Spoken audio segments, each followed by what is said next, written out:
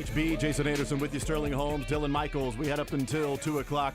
The next 4 hours, we've got you a number of things to get into today. We'll talk some college basketball. We'll talk some NFL football, some Major League Baseball on the docket. An hour from now, Adam Teicher from ESPN Chiefs Insider joins us. Talk about Trey Smith for the first time with Adam Teicher. Franchise tag deadline is today. T. Higgins, they placed the tag on him to the Cincinnati Bengals.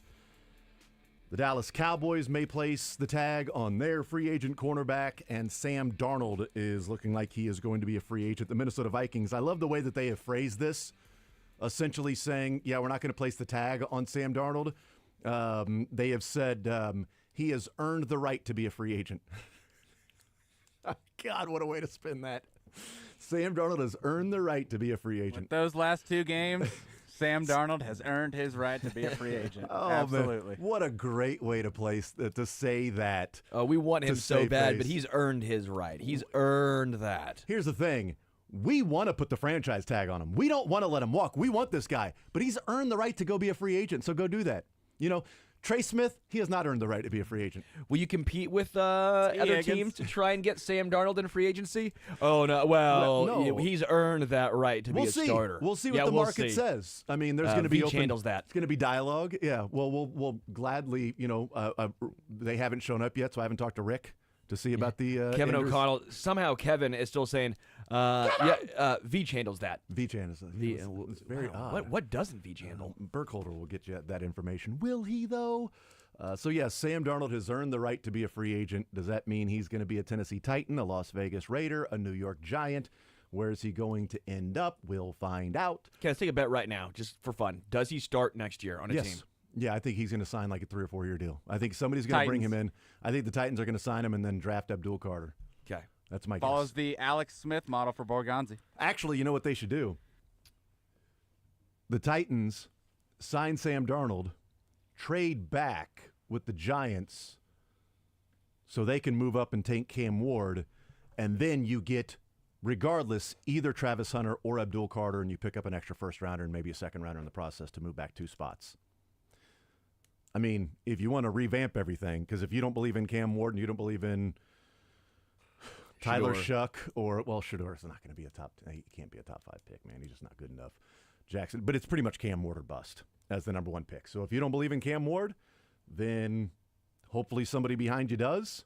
And if number 3 is there, that you can slide back and still get either Travis Hunter or Abdul Carter and pick up maybe next year's first or a couple of second rounders in the process and get one of the 2 guys that are the best prospects in the draft. You know what? Not a bad way for Borgonzi to start his tenure as the GM there in Tennessee. And like Dylan said, very similar. You take Sam Darnold, you got him 3 or 4 years. At 1. Right. You got Sam Darnold for a few years, and you get a chance to then scout your own quarterback a couple of years, and then if you got to trade up and make a big move to get the guy, you get the guy. Does that make Mimbu the number 1 draft pick in this scenario? Does that make maybe if they bounce back to the Raiders, if the Raiders are the team that wants Cam Ward with Tom Brady with the way they've been looking at quarterbacks? I mean, it looks like I've seen about 3 or 4 different mock drafts since the Combine, and there are a lot of Patriots number 4 with Mimbu now.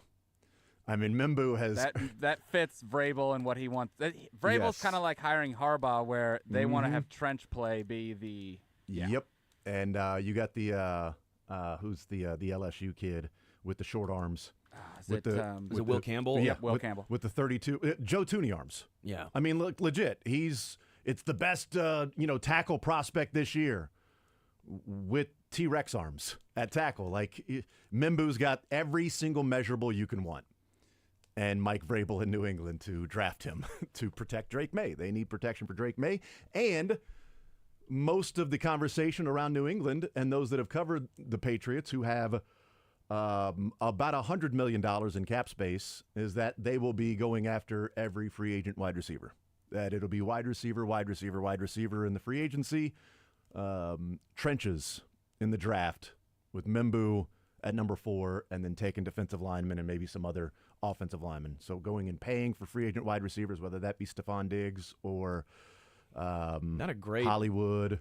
Stephon, Keenan Allen, who are 32. You have Amari Cooper's maybe the best one, but he really didn't do. Chris Godwin, they're just off trying of injury. But at this point, you're like, Devontae Adams when he gets cut. you're trying to give protection to Drake May and weapons for Drake May so you can develop Drake May over the next couple of years and figure out other ways. And then, ultimately where you're going to be at that point because they got tons of cap space. So we'll see. But Deontay Johnson would make a lot of sense, right? For sure. Vrabel and Deontay Johnson seem like they would get along just fine. A.J. Brown and Vrabel. Well, Vrabel wanted to keep it. A.J. Brown, so it did not work out. I don't think he was a big fan of trading him and taking Treylon Burks, but that's what happened. But it is the tag deadline day, so we know the Chiefs and Trey Smith. We'll talk with Adam Teicher, and I also looked back the last few years on free agency, and when the Chiefs made a big move, when was that deal signed? Was it during the legal tampering? Was it during, and I know not signed, but you hear during the legal tampering, the Chiefs have agreed to terms with whoever.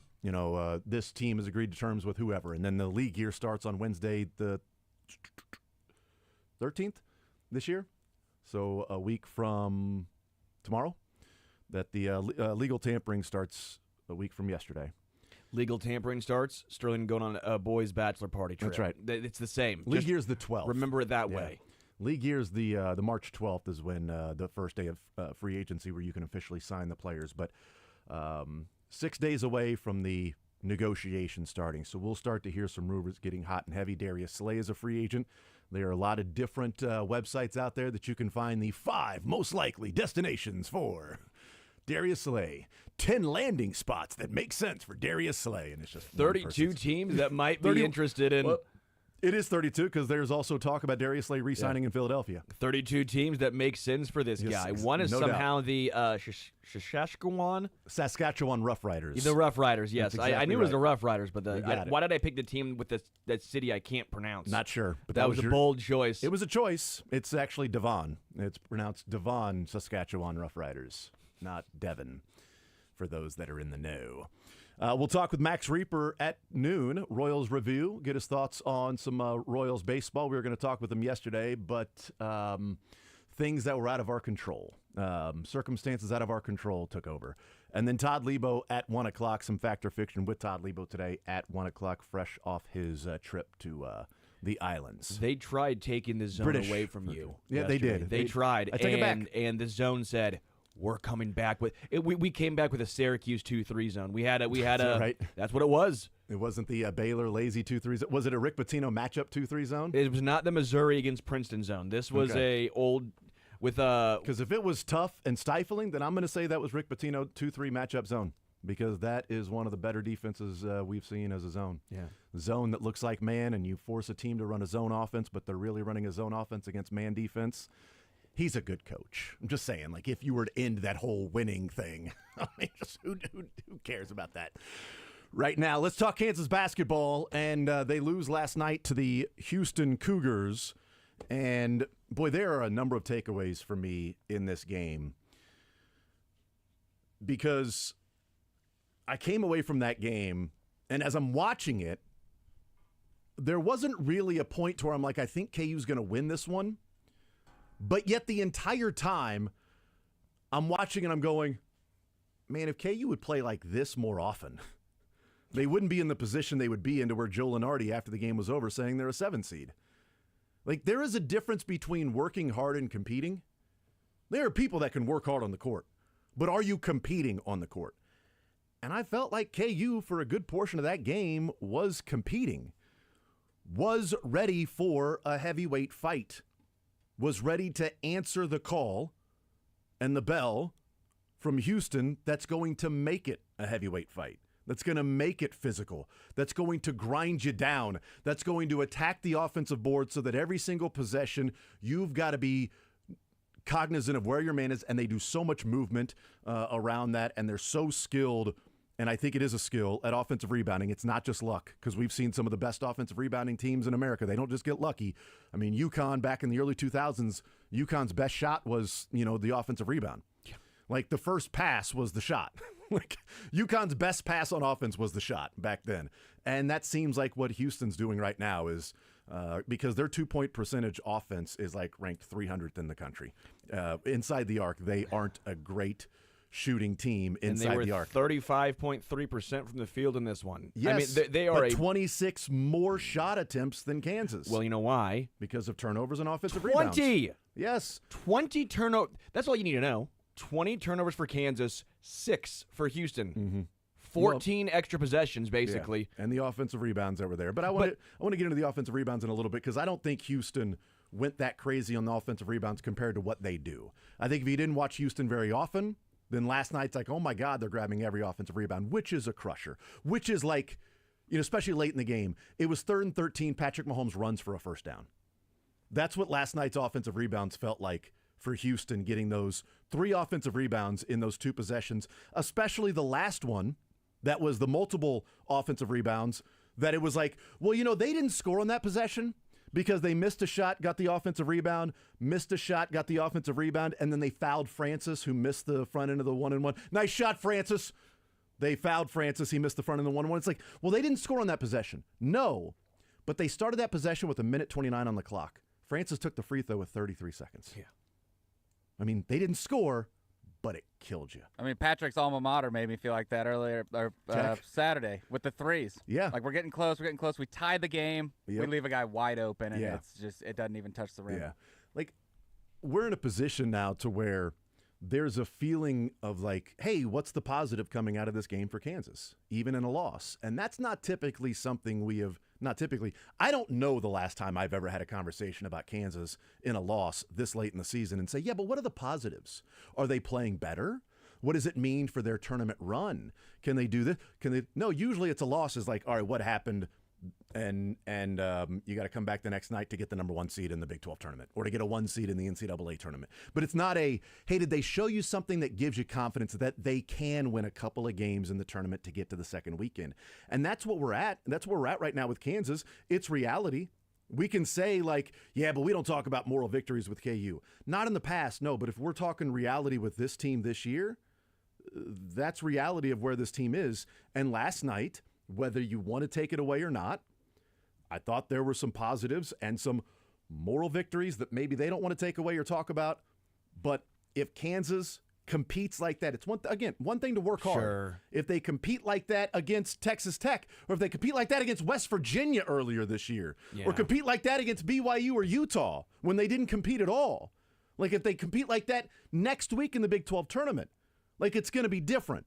We could talk about, they don't shoot threes that well. And I also want to get into rotation conversations around what KU and Bill Self has. But at the very minimum, Bill Self's teams were always the teams that competed and made you work and would just wear you down. And KU went up against a team that out Bill Self and KU'd them, that just was the tougher team, just wore you down, and 40 minutes later, you are dog-tired, you've got no energy left, and you've been in a fight. And you're like, that was everything we had. We left on the floor and we lost by 6. That has always been Bill Self team, and they've gone up against that now. It's what Kelvin Sampson has built at Houston when that team is just, they're a good three-point shooting team. They don't shoot a lot of them, but they knock them down at an efficient rate. They grab offensive rebounds. They've got some inside players, and they play dogged defense just that turns you over. And they grab it's a Bill Self style team that Bill Self and his team that is not a typical Bill Self style team went up against.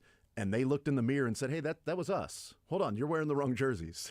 That team should be wearing the KU jerseys, and Houston should be wearing these jerseys. Like that, this is weird. I don't know. I get what you're saying with moral victories, or you can look at it and say, hey, well, if Hunter Dickinson and Zeke Mayo don't combine for 13 turnovers, and if you stop them on the offensive glass, but this is what Houston does, and this is what KU does. They turn the ball over. They're not. Hunter Dickinson has a ton of turnovers. Zeke Mayo has been in his head for the past 5 games, 6 games. Yeah, it's been rough. It's been a while now. It's part of the rotation problem Bill Self has, that there's not an answer. It's a problem without an answer right now. So my thought process was you can try and say moral victories to me, and they were great defensively in the effort and stuff. That was awesome. It's too late, man. If you were saying with 2 games left, if we're talking about the best thing they did was effort, which we are at this point, it's too late. I'm sorry. This KU team, I don't know how they're ranked number 1 in the nation preseason. I mean, early on they beat Duke. They were playing that way. We've seen a team that slowly but surely, the players that are needed to be relied upon and early on trying to get a feel have found themselves either in their own head or Bill Self is trying to get something out of them that's not happening. I mean, A.J. Storr was playing early in the season, and now he's not. Yeah. Like Zeke Mayo was awesome early in the season, and now he is in a huge slump.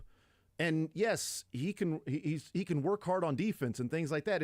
And he gave up an offensive rebound to a guy that outworked him, or maybe even, I don't even know that outworked him, because I think Zeke Mayo was working on that offensive rebound when Emmanuel Sharp got. He was working, he was underneath the basket, but here's the thing, Sharp's better. I mean, that's the thing. You just went up against a better player. Yeah. That guy is better than you, especially at offensive rebounding. He's just better. That's what they do. And so Zeke Mayo can work hard, but I can work hard out on the floor, but I'm not guarding anybody. I'm not going to be able to guard a D1 guy. I'll work hard. I'll run up and down the floor. I'll dig in. But as soon as he jabs one way, I don't have the strength, the muscle, the athletic ability to be able to stop on a dime and then slide with him. But I'm going to work hard. I will work hard when I'm out there. I promise you, Bill, I'll work hard. But it doesn't matter when you're not good enough. And right now, the rotation problem with KU is they're either not good enough or guys that are in their own head and not figuring out how to play within the group and the structure of what's going on and the roster makeup with this team right now. Because what Houston did last night, I think they approached KU and said, this team won't make enough threes. So what we're going to do is we're going to let DeJuan Harris and Hunter Dickinson screen and roll. That's fine. We're going to switch. And then when Hunter Dickinson gets the ball, we're going to ambush. Yes. We're going to double team, and we're going to make him throw out of it. And when he throws out of it, we don't think the open shooter is going to knock down the three. So now they're going to be scrambling, and Hunter Dickinson's going to be 15 feet from the basket, and DeJuan Harris isn't going to hurt us when we come and dig down from whoever's got DeJuan Harris, whoever Hunter Dickinson's man that switched off onto DeJuan. He's not going to hurt you.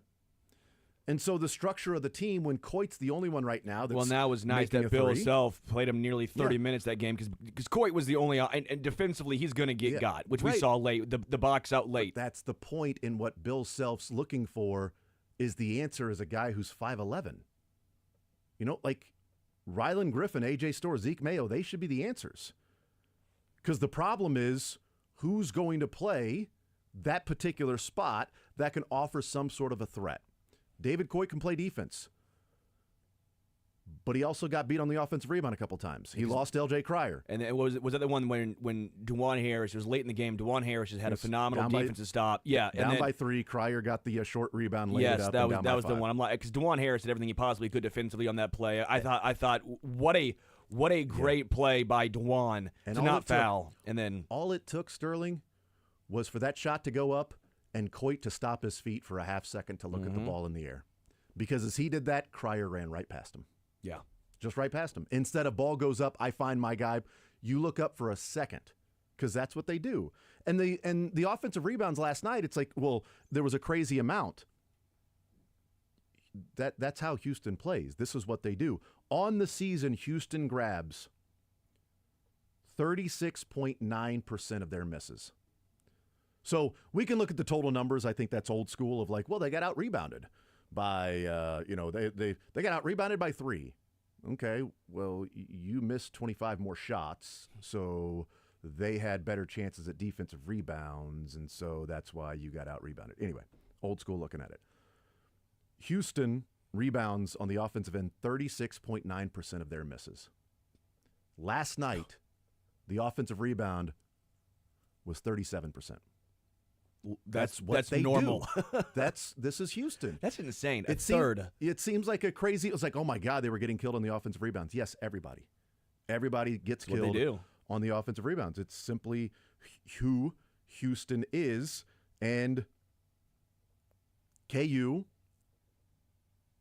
had answers at certain times for Houston and showed that they were on the level of Houston through a good portion of that game, but couldn't figure out how to close. And we've seen that often with this KU team in figuring out how to close. And if they played like that against Tech, or played like that against West Virginia, or played like that against the Utah teams, I don't know that they win against West Virginia. I promise you that. Well, they played against Tech. They wouldn't give up 43 three-point attempts. I mean, defensively, I was very impressed with Kansas for the majority of this game. And I'll say this too, and I know there's no non-KU fan that wants to hear this. Okay? There is zero non-KU fan that wants to hear this. I mean, Hunter Dickinson got the Shaq treatment last night. He got beaten the hell up without getting foul calls because he's just bigger. And the defensive foul that he got called when the dude ran into him and fell backwards, and Hunter Dickinson was just standing there, and they got called for a block because he was bigger. Like, he got beat to hell.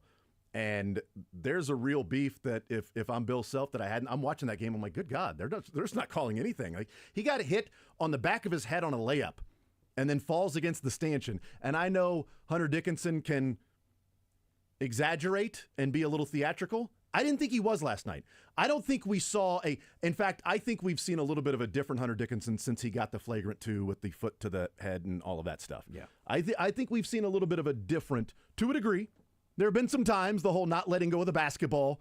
We see that. But last night, we didn't see a flailing and flopping and, Hunter Dickinson out there. I think we saw a strong Hunter Dickinson that was finishing, but was also getting hit.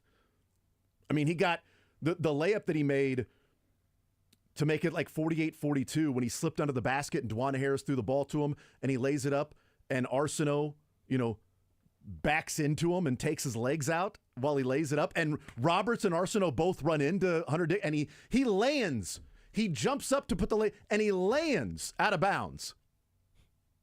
He's jumping backwards towards the free throw line, and he's hit, and his feet land out of bounds. No call. No call on that. It gets hit. So my point on that is I would be pretty pissed off if I was Bill Self when they called Passmore for the three-point foul on Sharp from an NBA 3 early in the shot clock. The ball was already out of his hands, and his hand touches the guy's wrist. Ball's already gone. He's already the wrist has already been flipped, and Passmore scrapes by his arm and makes contact. It's a foul. But in that game? Yeah, in that game when there's a wrestling match? They're letting you play. When guys are throwing dudes to the ground and hitting them? KU was down 2 at that point. Which, by the way, that's Houston style. This is what Houston and KU give Kansas credit. Yes, they were up for that challenge. Mm-hmm. Again, defensively, I was impressed. They were physical. Yeah, they. And I know that there's zero non-KU fans that want to hear that because of the KU gets. It's like a Chiefs fan saying, "Well, they got a bad call on this one." It's like, "Oh, really? The Chiefs are complaining about that?" I thought Hunter Dickinson played phenomenal last night, and he had a number of turnovers because they were ambushing him, they were double teaming him, they were making him make the decisions offensively, and so that's difficult. He also had a turnover that was an offensive foul when the dude dove for the ball and Hunter Dickinson was going for the entry pass.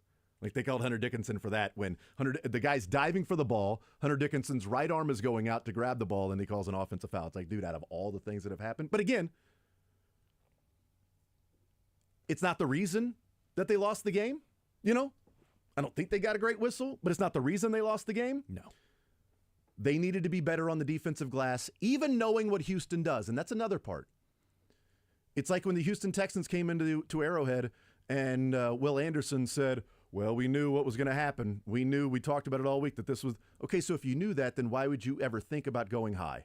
Why would you ever think about touching his helmet when you hit him? Why would you think about hitting him and diving head first with the crown of your helmet at a guy who then is deciding to slide? If you knew that was the case, KU comes in and they know, man, if you're going to win this game, you got to battle on the defensive glass. You got to grab the defensive boards. And it's difficult because you don't face teams like that very often, where Kelvin Sampson has a drill to where he puts a cap on the basket and they just play for 20 minutes where they're just shooting and rebounding. And the ball can't go in because there's a cap on the basket, and you keep score by rebounds. I would hate that as a shooter. Don't play for Kelvin Sampson then. Well, I think for a multitude of reasons, Yes. I don't think I'll have that opportunity Yeah. to. But I can only imagine the battles in practice with Oh, good. Roberts and Sharp and those guys going at it and to grab rebounds. I remember there was video that came out of a rebounding drill that they used to do at Kentucky with Anthony Davis and Terrence Jones, and just like the battles of like those guys made each other. They got better. More better is a double comparative, but they got, if you follow me, they got more better in practice than they did in the games they were playing up against, the other competition. Because Anthony Davis and Terrence Jones going after each other is making the other person better in practice than it is of that guy being matched up against somebody else. We'll take a timeout. I do want to talk a little bit about the rotation problem that Bill Self has this year, which we saw last night, and I don't think there's an answer to it. He's trying to find an answer to it. Couldn't find it last night. They've been in these games. They've had close losses. And they've come out of it with sort of the same thing. We'll talk about that on the other side. Adam Duvall was close to being Duval. I mean, they got to sign him now, right? I mean, was close to being a Royal. He wants more money. And I looked at what he could be if the Royals were to sign him, if the Royals were to say, you know what, we will give him the $3 million that he wants and not the $1 million and $1 million extra incentives. In incentives. We'll talk about that as well. And then Chiefs free agency, Adam Teicher, Max Reaper Royals review, Todd Lebo, all that's still to come. We'll talk about the rotation problem for the Jayhawks next.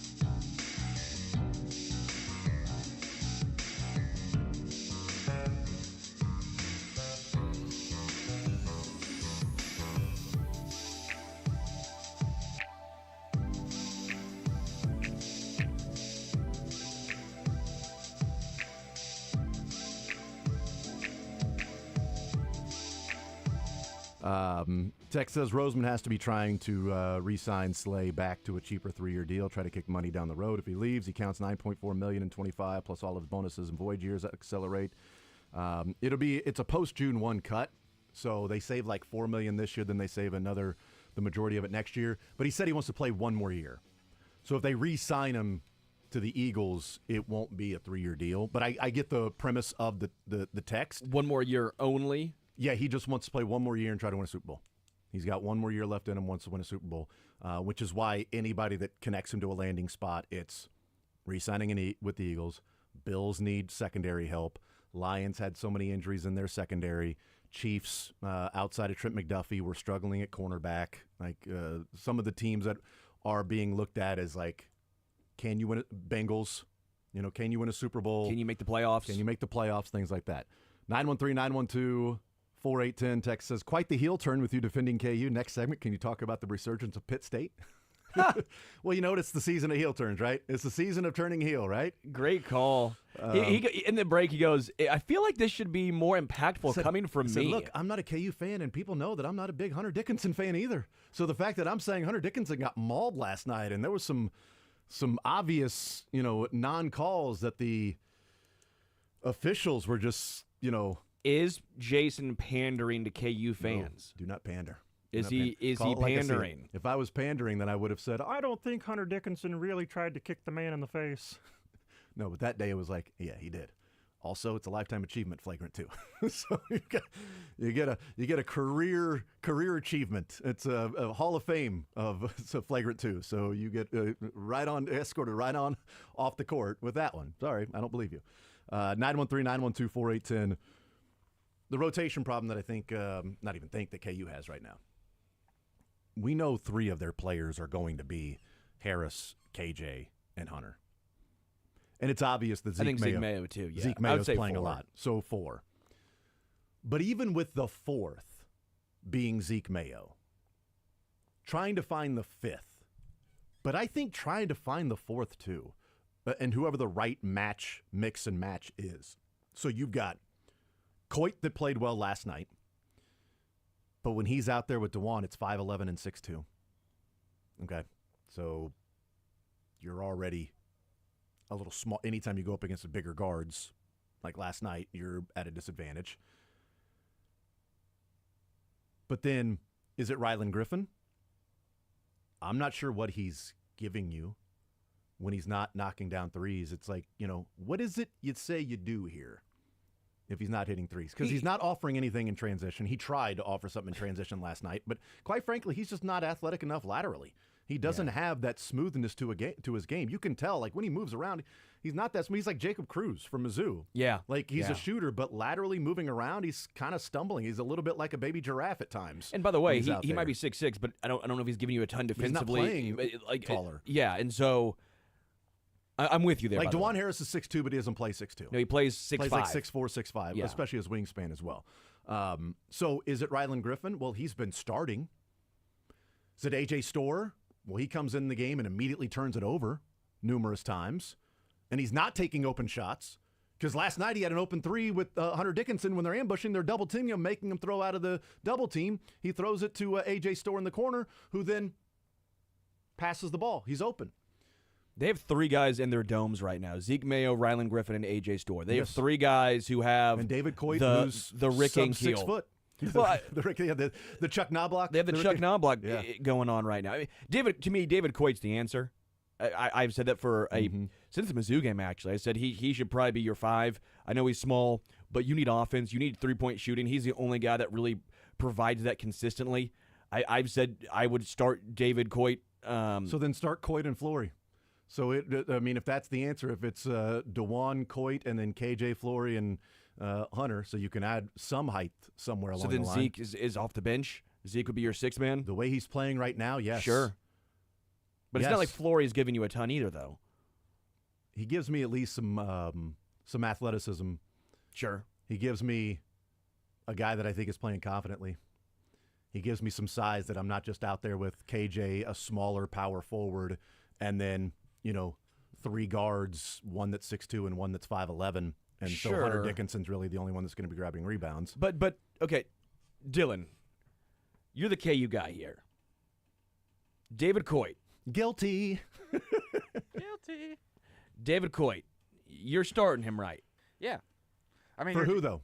Yeah, Are you that's the starting him for problem. Griffin or Zeke Mayo? I blurted out, yeah. And like I had no. But I it's, mean- it's like let's fire the coach. We don't know who we're But going to. either one I'm fine with, though. But it's like, are you going to replace him with Griffin or Zeke Mayo? And my answer would be yes. I mean, Yeah, that's pick also one. a good answer. Pick one that particular game because Rylan Griffin isn't offering much outside of shooting, and when he's not, at least Zeke Mayo, I believe, is offering some defense. You know what I mean? But he's, as Sterling would say, in his dome. But Coit's a starter for you, Yeah. I mean, he's playing the best on the team at the moment. and he's confident as hell. Right. When he shoots the ball, I think it's going in. When Rylan Griffin shoots the ball, I look around and say, who's going to grab the rebound? Rylan Griffin and Zeke Mayo shoot the ball like, boy, I was brought here to make these shots, and I was paid to make these shots. And I'm a little in my, like Sterling said, in my dome a bit because not only have I grown up loving Kansas, I've been a Lawrence kid, I'm paid and brought here to make 3-point shots. Mm-hmm. And I'm not doing it. Yeah, Zeke hit one last night, and it was a It's nice like shot. Timberlake. Like Timberlake was brought here Right. to do the same thing, and maybe 100%. the jersey, and like you said, the moment and the jersey is almost too heavy for these guys, and that's something you can't scout in NIL. Yeah. Well, Zeke's at least done it this year. I just think Zeke's going through I don't a disagree. through a you can even just say a slump. Well, but the problem with the slump right now for Zeke as to why I'd be fine if Coit starts for him, because if he's out there, we talked about what is selfish and what's unselfish, and people think passing the ball makes you unselfish, and I said passing the ball can also make you selfish, because twice last night, and this is where he's struggling because he doesn't have confidence. Twice last night, Hunter Dickinson passed out of a double team to Zeke Mayo, who had an open three, but passed the ball. And they didn't get a good shot on that possession because that was the best shot That's they the were going to good shot. get. That's the shot. The best shot you're going to get on that possession is your shooter, open, take the three. And he didn't take the three because he doesn't have confidence right now. So if I'm Bill Self, here's the thing. You shoot that ball or you're coming off the floor. Yeah. If you get that shot again and you don't shoot it, That's how the your pros ass is work. sitting down here. That's how the Yeah. NBA works. Like the reason why like LeBron needs shoot and people need shoot is like when you get an open shot in the NBA and you don't make it, you're not playing for very but long. if you don't shoot it, and that's even worse. you're coming down like, look, Zeke, if you miss it, you miss it. But that's the best shot we're going to get on, because what happened? You had the extra pass, and then the extra pass from that because he wasn't open, and now we're forcing one up with 3 or 4 seconds left.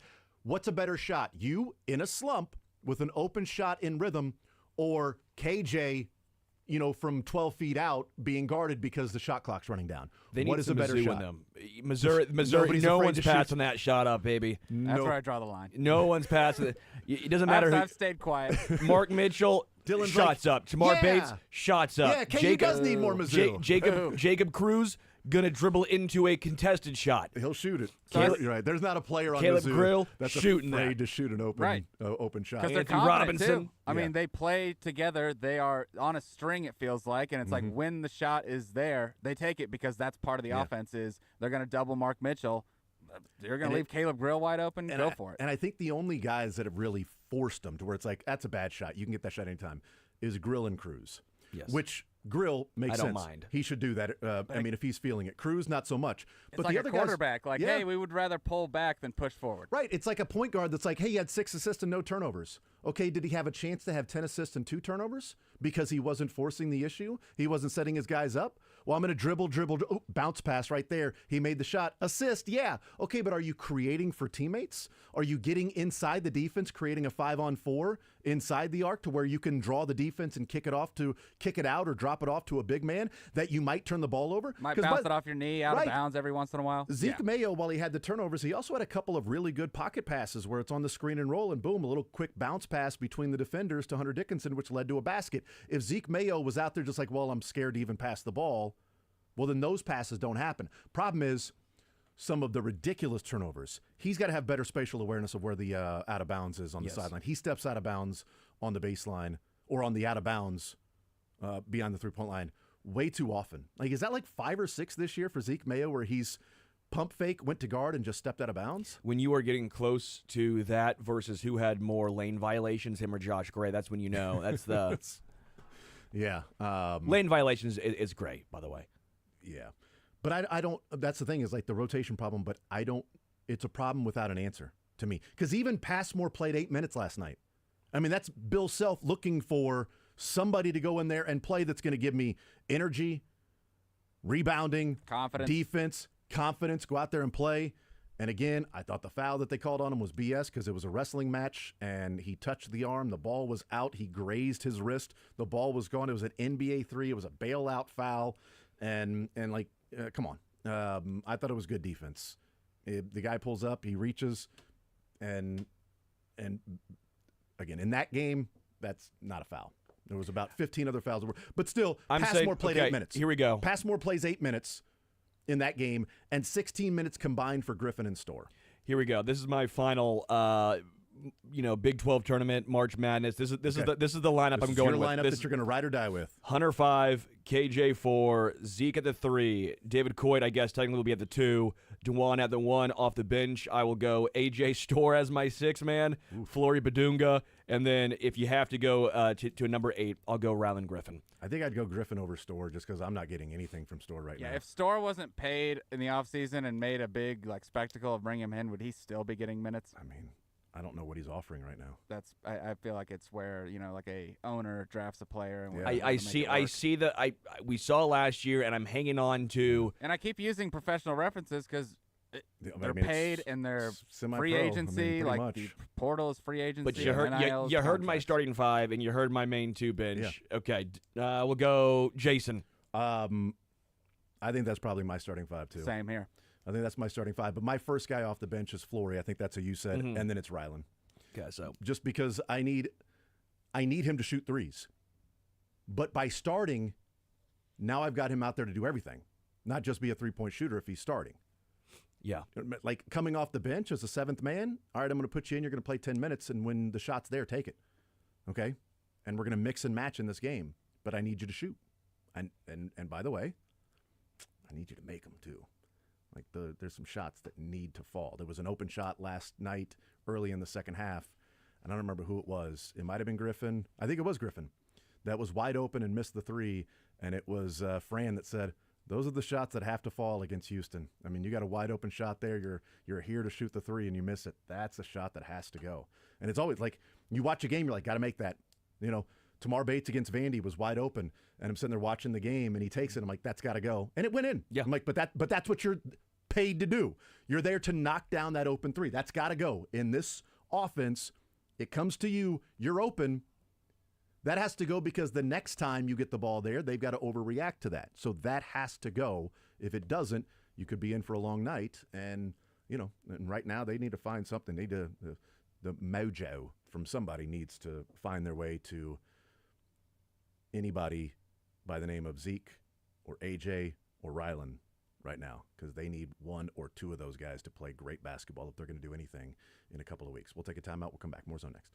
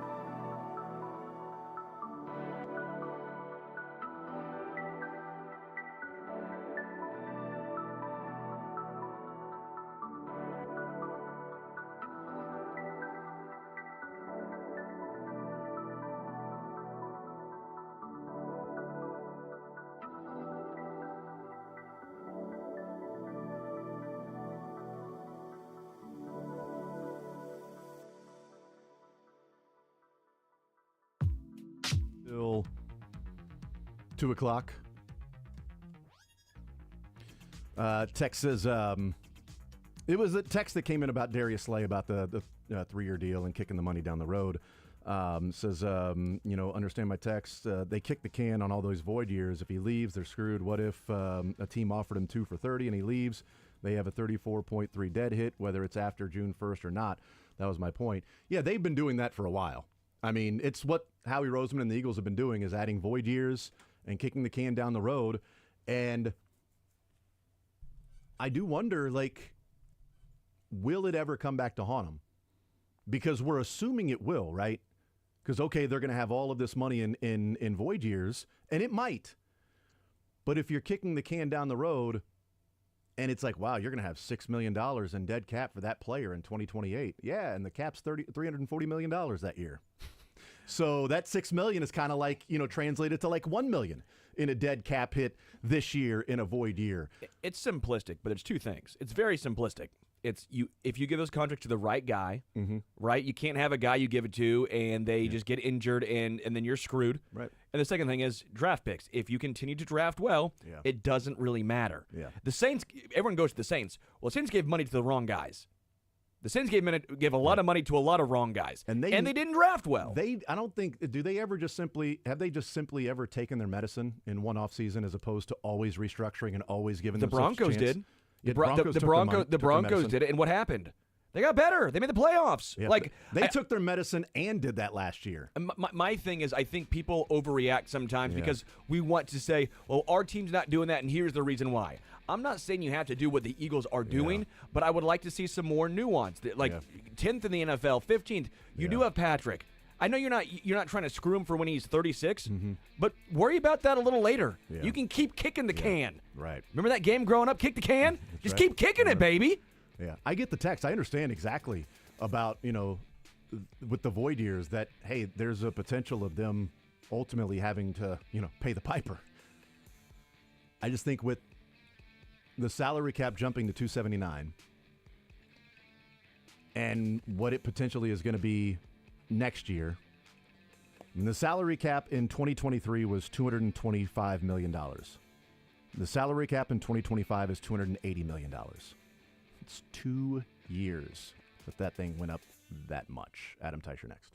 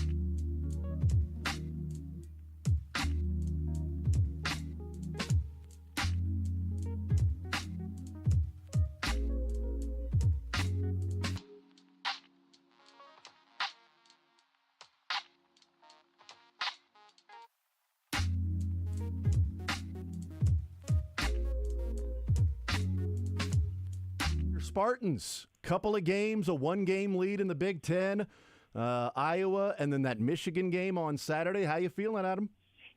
Been an interesting year. I did not expect a whole lot out of this group. This is not one of their more talented teams, but I was watching a little bit of the Duke game last night, and they got 6 or 7 guys who are going to get drafted or going to play in the NBA. I don't know that Michigan State, maybe they've got one guy. I think they've got a freshman who might be good enough. But other than that, I don't think this is a really talented team, but they've just kind of put it all together. So kind of been fun to watch, actually. Yeah, they've come out of nowhere for me too. I was like, Michigan State early on, they're winning. It's nice story, Tom Izzo and everything.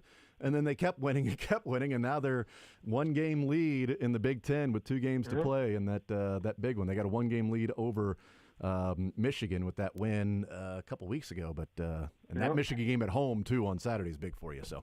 Yep. So yeah, it's been cool. I was thinking about you as people were previewing. Right. Yes, previewing this final week and the sort of jockeying for position in the regular season and what Michigan State's looking at right now as I think a pretty solid 2 seed in the NCAA tournament. So yeah, we'll see what happens with that. Adam Teicher from ESPN is our guest. All right, Adam. Last time we talked, we didn't know what was going to be said at the Combine by Brett Veach and Andy Reid. We found out what they said. We found out what the salary cap total number was, and we find out that Trey Smith has the franchise tag placed on him. What did you make? What was your reaction to hearing and then sourcing out the fact that Trey Smith is franchise tagged for this team?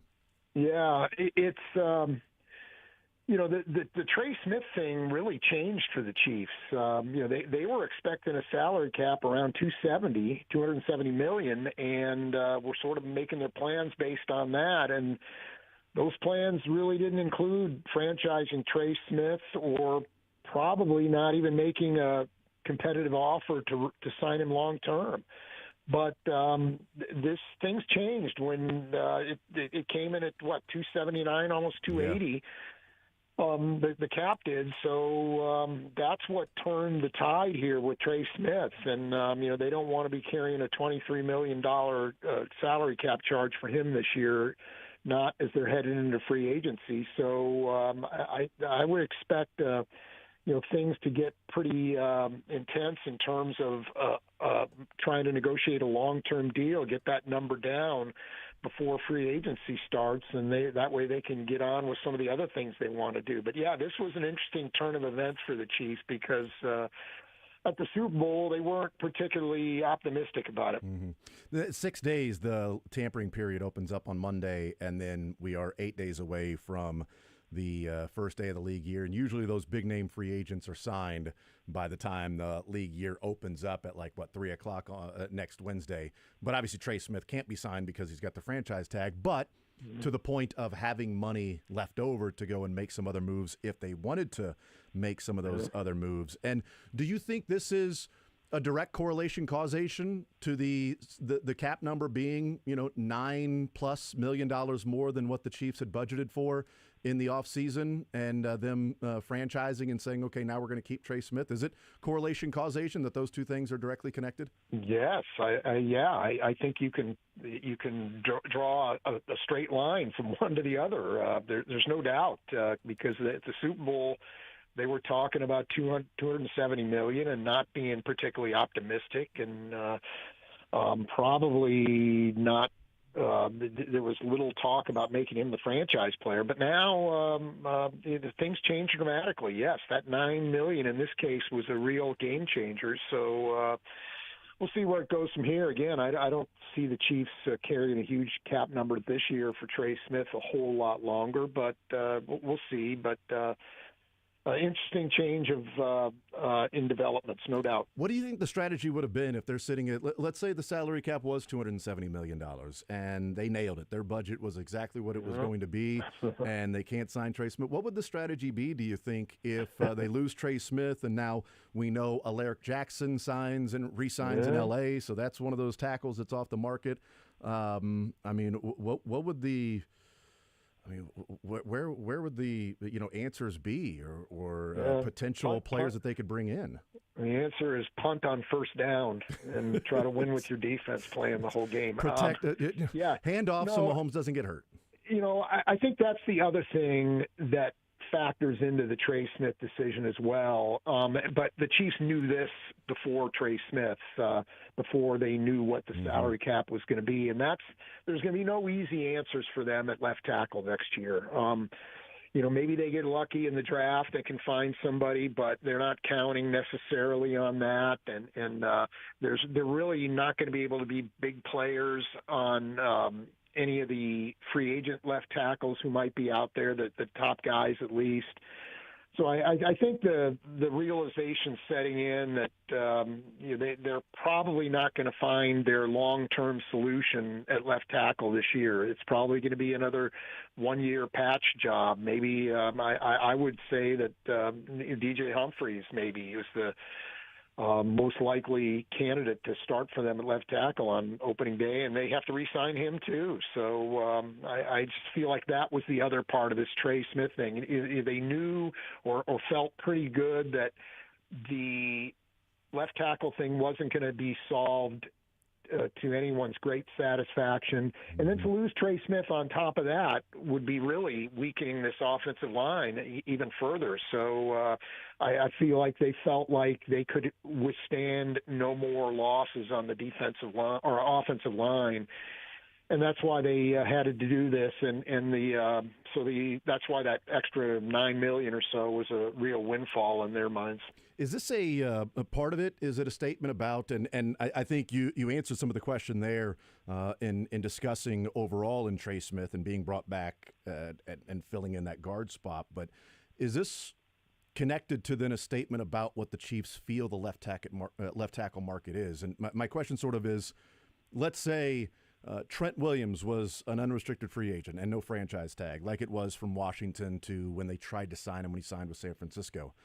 Is the franchise tag placed on Trey Smith, or are they saying by any means necessary that we're going to overpay if it means overpay for Trent Williams to make that left tackle completely figured out, and as long as he's healthy, we know what we have at left tackle, and we'll take that money and put it on that side instead of guard.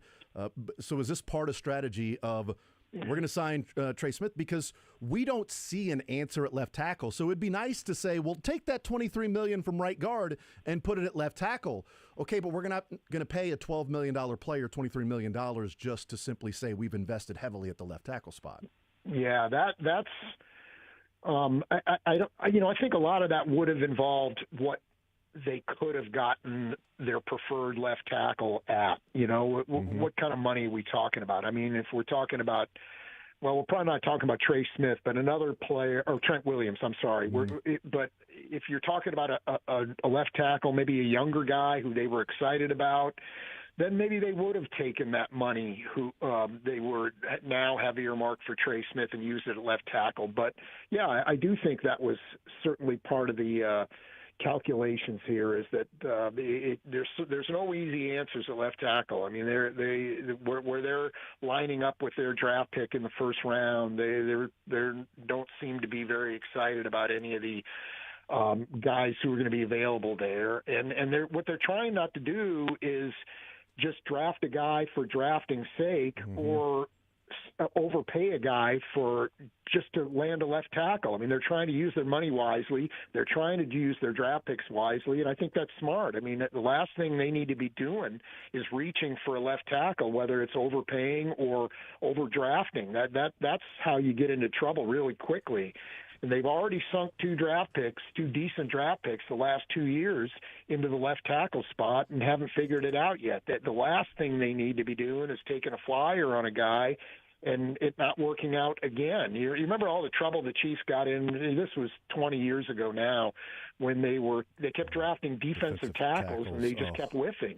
Guys like Ryan Sims and then they drafted Eddie Freeman, and then they had to draft Junior Seavey because neither of those guys were any good, and they just kept whiffing on these tackles that they would draft high in the draft, and they got to quit doing that at left tackle. They've got to understand that they only have so many resources to sink into that, and if there's no overpaying, isn't necessarily the answer, whether that's overpaying in terms of where they draft a guy or overpaying in terms of money. So I think, yes, I think this is a little bit of the Trey Smith move was a little bit of a white flag for the Chiefs in terms of, okay, we're not going to get our left tackle this year. We're going to have to figure something else out, and then we'll take another swing at it probably again next year.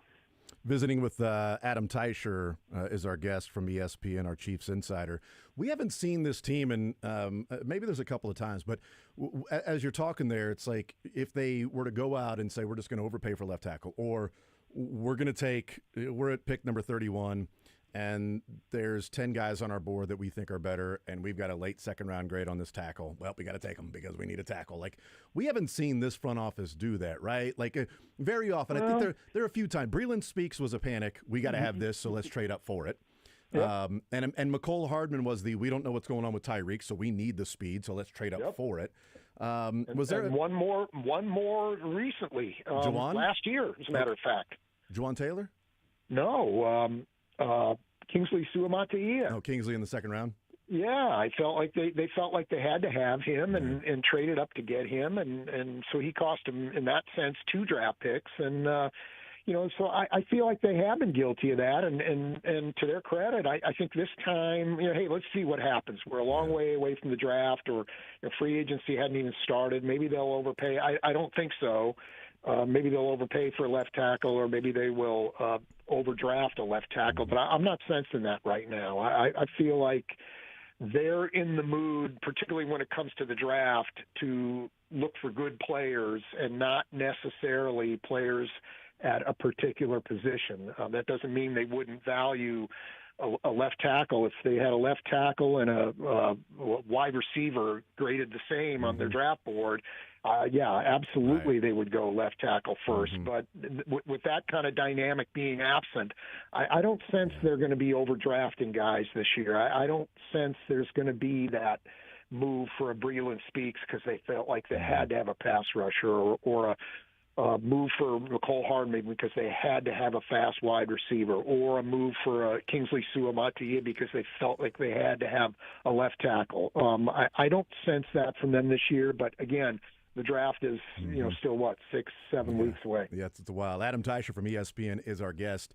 Part of getting better at the offensive line, and this is where people know that have listened, where my feeling lies on investing in the guard or investing in the tackle. Like, I would rather take that money for the guard spot and put it at the tackle spot. But I'm not going to do that if there's not somebody that's of that value. I'm not going to take Trey Smith's money and give it to a left tackle just because the guy plays left tackle. It doesn't make any sense. And so if you're in a position the Chiefs are in right now to where you say, okay, who's going to get that money at left tackle? Okay, nobody's there, so then take care of Trey Smith, because part of getting better at first is not getting worse. And if the Chiefs have issues at offensive line and say, well, we want to get better, and by getting better, we're going to let Trey Smith walk, and then we're going to find, an inferior guard to what Trey Smith was for cheaper, and we're going to find a tackle that might be better than what the other guy was, but maybe not worth all that money. I don't know. But my question, Adam, is while the Chiefs do the self-scouting and they look in the mirror and they, Andy Reid talks about, everything. We're going to look at everything in the offseason, as we always do. I mean, they got to take a long, hard look in the mirror as to why we view and other people view and they view all the talent on the offensive line, guard to guard. And Juwan Taylor was a high-paid free agent, and he has regressed at the right tackle spot since he was with the Jags. And you've got Tooney, and you've got Creed, and you paid all this money for Trey, and you've got those guys, and yet you go into the offseason saying, boy, the offensive line has to be fixed. You got to fix the offensive line. Okay, so looking in the mirror, why does the offensive line have to be fixed if you've got all that talent? If you've got 4 guys that you feel like are pretty damn good for their particular position? Yeah, no, that's a legitimate question, and part of it is they just have not been able to solve that left tackle conundrum. That's been a huge riddle for them, and ever since Eric Fisher left, it's been a real struggle, and we've seen guys come in and play decently. I mean, Orlando Brown was good enough. I think certainly Chiefs would have taken that probably, but not at the price they were going to have to pay. And then Donovan Smith came in, wasn't great, but they won a Super Bowl with him, playing for him. So that probably was good enough. And then last year they really banked on one of two young guys, and neither of them came through for them. And it's hard to see how either one of those guys is going to be part of the solution at left tackle. I think they're talking about Kingsley now as a guard, and I don't know about Wanya Morris. I mean, maybe he's a backup, and maybe if things don't work out for him in camp this year, maybe he's not even around next year. So it's not looking great for either one of those guys, particularly not at tackle. And they just, they've been a little bit of a victim in circumstance. I mean, hey, let's face it, picking as late in the first round as they have, that's a tough go when you're doing it every single year. That's really hard. And they've tried to take some moves up. I thought maybe last year they were going to move up for a left tackle, but didn't get it done, and so they moved up for a wide receiver instead, and that looks like it's going to be working out. But the tackle spot, you're right. I mean, it has not been good, and the Juwan Taylor contract's not probably working out the way they hoped, and that's part of it as well. They got a lot of money sunk into him, and I know they were hoping that one would work out similar to the way the Joe Thuney contract has worked out, but it hasn't. So they've got to figure it out and get better. Part of it is developing the young guys. You can't.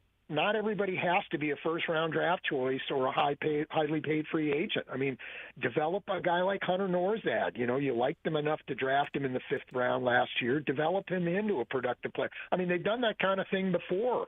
They took guys like Nick Allegretti and Andrew Wiley and made productive players out of these guys. Not superstars, but they don't have to be. But they got to be better than what they had at left tackle last season. So. Yeah, that's a legitimate question you ask, and they should. I think they've sunk a significant amount of resources into this. You look at the draft picks they spent and the money they spent. I had some questions about this a few years ago. You remember before the they really collapsed in the Super Bowl against the Bucs. I didn't think they really prioritized their offensive line, but that changed pretty quickly. And now with Trey Smith being obviously headed to be maybe the highest paid, or certainly one of the highest paid players at his position, Creed Humphrey, the same thing, and Juwan Taylor's up there, and Joe Thuney is still up there. I mean, they should be getting more than what they're getting right now. Yeah, Adam Teicher's our guest from ESPN. I do wonder, look, I know that people love the guy, and he has a reputation of being one of the best positional coaches out there. But with the talent at the offensive line, I do think there's some questions for Andy Heck as to, if the secondary was not getting better, we'd be questioning Dave Merritt, but they keep getting better. The wide receivers aren't getting better. We question the wide receiver coach. You can question all of these things, but you bring in Joe Thuney, and okay, great. You brought in a great talent who's been a great talent. You drafted Creed Humphrey, and he's been good since the second he got to Kansas City. Trey Smith wasn't a 6th-round guard. They didn't take, Caliendo or something like that and turn him into Trey Smith. He was a 2nd-round guard because of the medicals. And Juwan Taylor was a highly paid free agent, one of the top tackles that was out there in free agency. And like I said, I think he's regressed. Allegretti is certainly a win. A guy who they developed and is, got a free agent contract as a starting guard and filled in admirably for Joe Thuney in the Super Bowl. So that certainly is a big deal. But Caliendo's been on the team for 3 years, and he looked completely like a fish out of water at times at guard. And Kingsley and Wanya and Norzad and some of the resources that Niang that they've invested in different spots on the offensive line that just don't seem like they have developed. And that's sort of my point of, if you've got 4 really good players on the offensive line, yes, left tackle seems to be vitally important, but why wouldn't the other 4 be yeah, you are solid there. You've got no issues at that part, because it feels like this team, Adam, you can have a car, and then you can have a car that's going to be worth more chopped up and sold for parts. And it feels like this offensive line this year was worth more sold for parts than it was as a collective unit. Yeah, that's probably a fair way to look at it. And I think the thing would look a whole lot better had either of the two young left tackles just played a competent left tackle, but neither one really did. And who's to blame for that? Is that the Chiefs? Did they overdraft a couple guys? Did they not do it right? Did they not take guys who are capable of doing that? Or did they are they not being coached up right? I sort of lean a little bit in this case to they drafted the wrong guys, and the reason I say that is, boy, they pivoted quickly on Suamataia.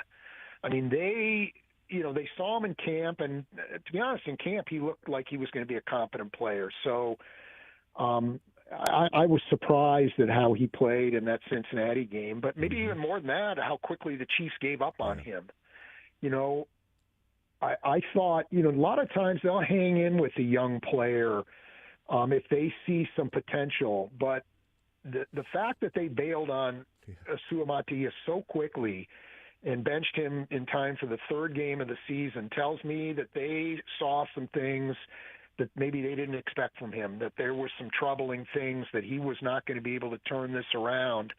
And the fact that they've already maybe changed his position, not that he couldn't go back to tackle, but it looks like he's going to be a guard now, lets me know they saw some things there they didn't like, that they didn't expect from him in terms of playing tackle. So I think to me, the Suamataia thing is a little bit more maybe on the scouting staff maybe than Andy Heck. But maybe I'm wrong about that. Well, I just say that everything needs to be, examined, like everything at this point, top to bottom about, all right, what's going on? Is it the scouting? Is it the drafting? And then also, looking back, like who was the one that looked at Kingsley and said, yep, he's the starting left tackle. That's who we're going to go with. And a game and 3 quarters later saying, yeah, he can't even play tackle. He's going to be a guard.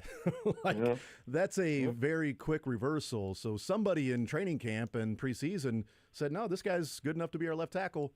And in reality, they now view him as a guard. Like, that seems to be a pretty big miss. For them to pivot that quickly, I would agree with you. That for them to pivot that quickly was an eye opener. One more on Trey Smith, and then I want to talk about some other free agents and things like that. As we're 6 days away from the legal tampering period, so when we talk next week, there are already going to be a number of players signed.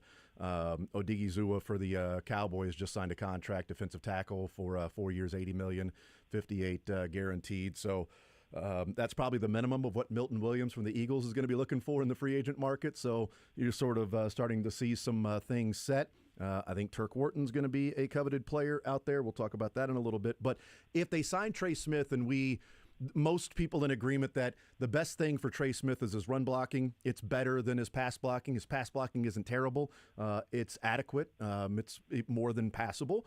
But his run blocking is really the calling card for Trey Smith.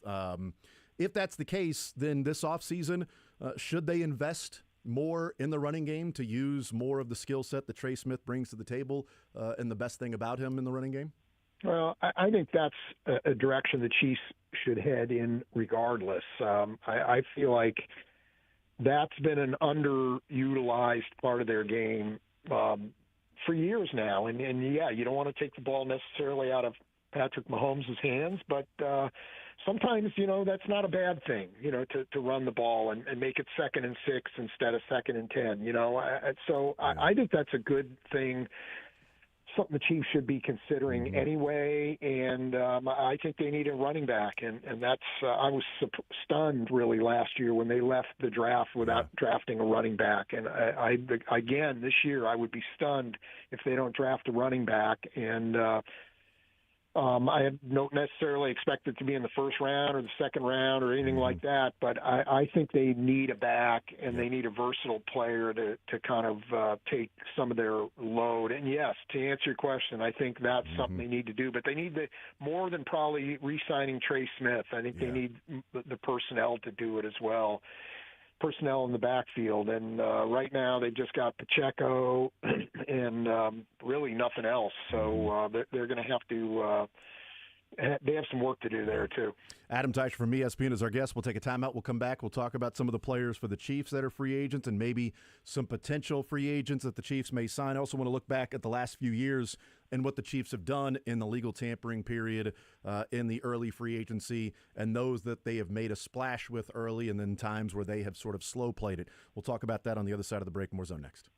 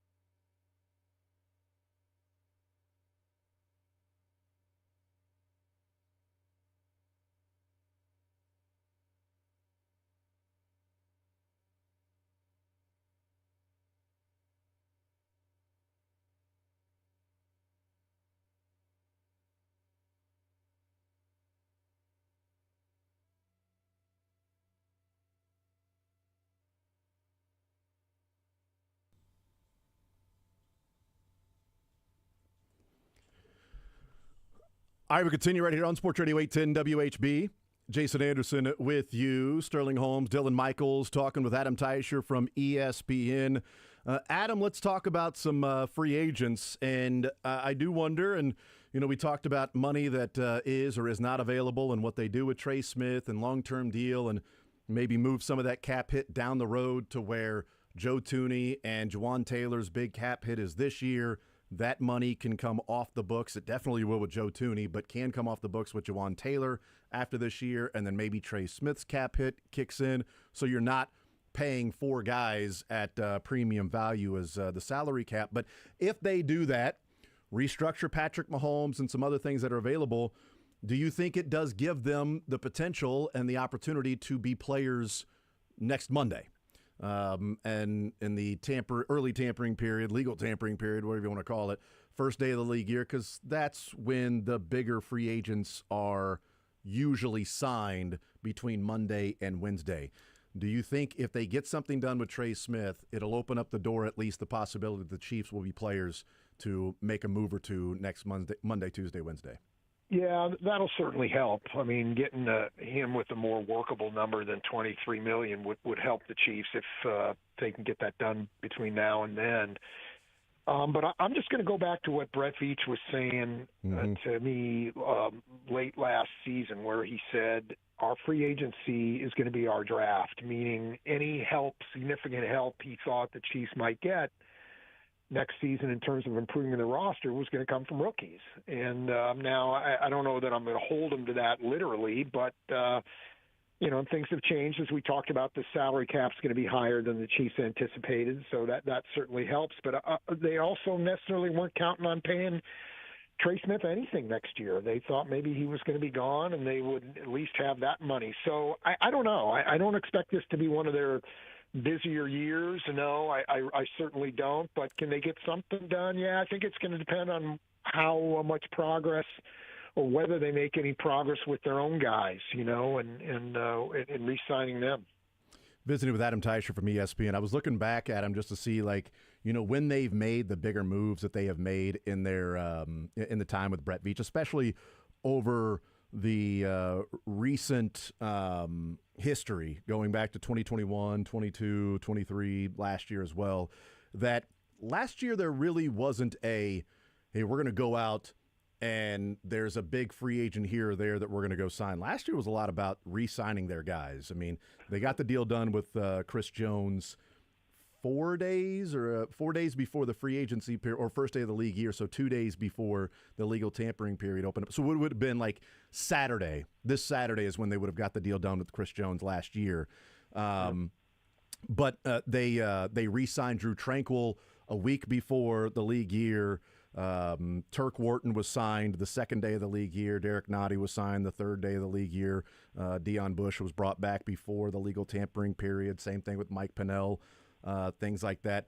Hollywood Brown was signed the second day of the league year, and Irv Smith was one of those signings early on. Like, they got a tight end in Irv Smith. It was okay, great. Then they, that's a nice little, it's pretty good number 3 tight end in Irv Smith. That was early on when we were having those conversations. But last year was a lot about re-signing their own. But what we've seen with the Chiefs is that when they're going to make a splash, it's Monday or Tuesday of the tampering period. Joe Thuney was that Monday. So first day of the legal tampering period, boom, Joe Thuney's going to sign with the Chiefs. Justin Reed, first day of the legal tampering period, that Monday. Justin Reed signing with the Chiefs for a 3-year deal. Juwan Taylor, first day of the league tampering period. Juwan Taylor signing with the Chiefs 2 days before the league year. Omenihu was the next day. It was the Tuesday because Monday legal tampering, Wednesday first day of the league year. Omenihu was that Tuesday. When they've made moves, Adam, it's been that Monday or Tuesday, and then when they've made ancillary signings, it's been a couple of days after that. Juju Smith-Schuster in 2022, a couple days after. I mentioned Hollywood Brown, guys like that. Drew Tranquill was 3 days after the league year started. Mike Edwards, Richie James, guys like that were later on. But mostly it's signing their own guys either before or right after, but their big moves are made Monday and Tuesday. And that's where I'm sort of looking at it and going, if we don't hear news by the time like you and I are talking next Tuesday, then it probably is where we're looking at some ancillary pieces that they'll be adding around the moves they make in the draft. Yeah, well, that's how free agency looks for most teams. By the 3-4 days into the period, signing period. I mean, a lot of the best players are gone. So if you're going to spend money, you're going to have to do it quickly. And my sense is they're going to be more cost conscious and maybe try to get a guy who maybe like they did with, say, Drew Tranquil, whose market didn't materialize the way he hoped, and maybe jump on a guy like that. But I don't see a huge splash like some of the guys you were talking about. And going back a few more years, now this was early in Brett Veach's time as general manager, but guys like Sammy Watkins, I think he was a first day guy, and Tyrann Mathieu, right? Yeah. He was too. Yep. So they identified and attacked and went after and got those guys done. Yeah, if we're at Wednesday at 11:30, or excuse me, Tuesday at 11:30 next week, and we're probably wondering, the game's over to a large extent by then. So for the bigger names, anyway. Yeah. So we'll see. But I think some of it depends on what the Chiefs can get done with Trey Smith. Because certainly getting a long-term deal done would give them more flexibility, and how many of their own guys can they re-sign by then? Can they get Hollywood done, for instance, or Nick Bolton, or do you want to wait on those guys, let them go look around, see what's out there, and save a little room for them if they don't get what they want out there? So there's a lot of ways this thing could go. One thing I don't think makes sense is for them to jump in with both feet for outside free agents once this goes. I don't see that being a smart way for them to go. Unless there's a surprise that it's like Brett Veach saying, look, I told you we were going to be aggressive, and that's what we do. And when we see the salary cap the way that it is, okay, that not only means we can bring back Trey Smith, but you know what? Now we're in on Ronnie Stanley. And next Monday is like Chiefs and Ronnie Stanley. I haven't seen any connection to that, but still, it's just a name that brought up just a placeholder, something like that. To where now they're in on this guy, and okay, now they're really being aggressive. And I wonder if some of the moves are going to be more their own guys. Like is Turk brought back? What does Justin Reed do? The safety market for free agents, there's like 6 or 7 pretty good safeties that are right around the Justin Reed. So. Justin Reed is not necessarily like Trey Smith, where Trey Smith was the class of the guards, right? He was the star. Justin Reed's in a mix of like 6 or 7 safeties. Not saying he'll return, but he may not get the premium money because there's a few to choose from. I'm curious about Turk because Jordan Schultz tweeted out yesterday that a name to keep an eye on that's going to be popular in the free agent market that he had been hearing around teams at the Combine is Turk Wharton. And I thought, well, son of a gun. That sucks. I figured that much because of the season he had. But, last year Mike Dana went out there, and I didn't think Mike Dana was going to be viewed as valued to the other team the way the Chiefs value him. I think the same thing's going to happen with Nick Bolton. I don't think he's going to be valued by other teams the way the Chiefs value him. But I think Turk's going to be valued because of the sack numbers and how disruptive he was, and I don't think he's going to be back next year. I'd love for him to be back. I just don't think the money's going to be right for Turk. Yeah, we talked a little bit about this last week. I think the Chiefs, one position they're definitely going to be drafting somebody is on the defensive line, and maybe more than one, and that's part of the reason is that I'm not sure that Turk Wharton's coming back. Yep. Yeah, I just. Last week when we were talking about that, and then 6 days later, Jordan Schultz being a jerk and going and tweeting that out about, Turk Wharton's a name that people need to pay attention to at free agents. I'm like, no, they don't. Other teams need to forget about Turk Wharton. He should come back to the Chiefs on a deal that's very team-friendly. No, go get your money, Turk. The guy's earned it and fought through the ACL that I hope he gets every dime available to him. From where he came from, his school, to being in the NFL, to making a difference like that, that's pretty awesome. Left tackle next year, Adam, we'll let you predict right now before the free agency period opens up and before the draft and everything. If you're guessing who the left tackle is it in-house? DJ Humphries counts as in-house. Or a free agent trade draft pick. So as the starting left tackle next year, in-house, or they have yet to acquire him? Yeah, well, I'll go with what we know right now on that one, and that's you're right. DJ Humphrey doesn't have a contract, but I think he'd like to come back and play for the Chiefs, so I think that one could happen relatively cheaply. So that's my leader in the clubhouse, if you will. Yep. I'll go with the DJ Humphreys at this All right. point. Leader in the clubhouse, DJ Humphreys. I'm probably with you as well. And we'll see what ends up happening next week when we talk, Adam, if there are any names that are going to be out there that we're discussing, or if it's going to be all about the draft. And we'll see about trades, too. I mean, not necessarily the Chiefs, but some trades with some names, and Myles Garrett wanting to be traded, and the Browns not going to trade him. At least that's what they have said. So we'll find out what happens with that. Adam Teicher, ESPN Chiefs Insider. Adam, as always, appreciate the time. Looking forward to our conversation next week, because could be a lot to talk about this in about 7 days. Thank you, sir.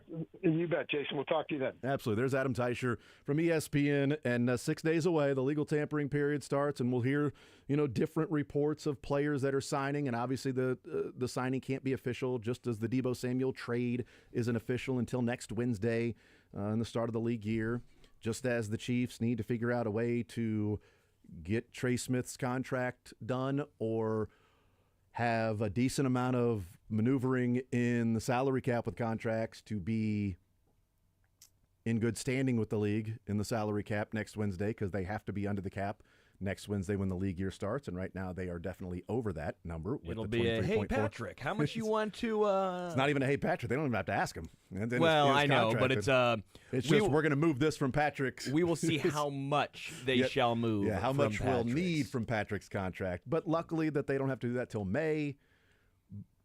So that would be nice if they got something done with Trey Smith, and you're not carrying 23.4 next Wednesday, that you can get it figured out and done. Like L'Jarius Sneed, they carried that until the 20th, middle of the 20s in March last year, before they traded him and then signed Mike Dana. You don't want to do that with Trey Smith, because, again, how are you moving some things around? Because you got to be legal with the NFL and be under the cap next Wednesday. So we'll find out. But yeah, it sucked seeing that report from Jordan Schultz that a name to keep an eye on in free agency is Turk Wharton. Like, no. Yeah, no. That's our Jim. Forget him. He's our Jim. Good for him, man. If that's the case, if teams are talking about Turk Wharton free agent, man, I hope he gets. Look he at gets his the bag. PFF and don't look at what the normal people like. That's the one hope guy he on gets the bag. PFF that I'm just befuddled by. Yeah. I'm like, he was really good this year, and PFF is like, no, he wasn't. I'm like, Yeah. you're wrong. Yeah, I did see a number of Twitter accounts, fans or whatever, replying to Jordan Schultz and going, Turk Wharton, that product of Chris Jones. Now, he's just a product of Chris Jones. He's always getting one-on-ones because of Chris Jones. Like, okay, so maybe he gets some one-on-ones. He's winning them. Yeah. So there are plenty of defensive tackles that are going to be free agents that aren't winning. Chiefs have had plenty of defensive tackles and defensive linemen that have one-on-ones because of Chris Jones, and they ain't winning them. Yes. And Turk Wharton was. I'd love to see Turk Wharton back. But I think Turk Wharton's going to be the exact opposite of Mike Dana last year. Mike Dana, I thought, had a real good chance of returning, because teams weren't going to look at Mike Dana's numbers and say, are we bringing in a defensive end with 5 sacks? Like, are we paying all that money? Where the Chiefs are going to look at it and going, well, here's how Spags uses him. He slides him down inside. On the outside, he's a guy that can stop the run. He sets the edge. The numbers aren't there, but what he does for this defense is something that Spags really covets. Okay, well, the market's not there for him. Here's what we'll pay you, Mike Dana. It's what everybody else is sort of offering for you. Come on back. And he did. I think there's a decent chance that happens with Nick Bolton. Not sure about Justin Reed, or even if it does, if they would sign Justin Reed, he'll probably get mid-teens. I don't think they want to go that route. Sure. But there are a decent number of safeties that are out there in free agency. Maybe not a great safety class in the draft. There's a couple, that could be first-rounders, but, looking and say, well, Justin Reed might be the number one safety available. Well, there's a number of them that are going to be out there. And we'll see what the cornerback market, with Darius Slay being a free agent, Bradbury released by the Eagles as well. So we'll find out. We'll take a timeout. We'll come back. What was it? Yeah, Justin Reed, Justin Simmons, Marcus Epps, Xavier Woods, Jeremy Chin. Jeremy Chin. Yeah. There's a few others that are out there that I can't. Javon Holland, Chuck Holland. Clark, Jordan Poyer, but he's 35. He's done. Yeah. Is Huafunga from the I thought he was, but 49ers? I am not seeing. Yeah, yes. Sorry, he's waiting because you're on the rookie contract. Hufanga is on there, and he was stud. Yeah, so there's a number of guys out there that teams will be looking at, and we'll see what that number will be for Justin Reed. I'd certainly like to have him back, but we'll see what the case is. We'll take a timeout, come back, more zone next.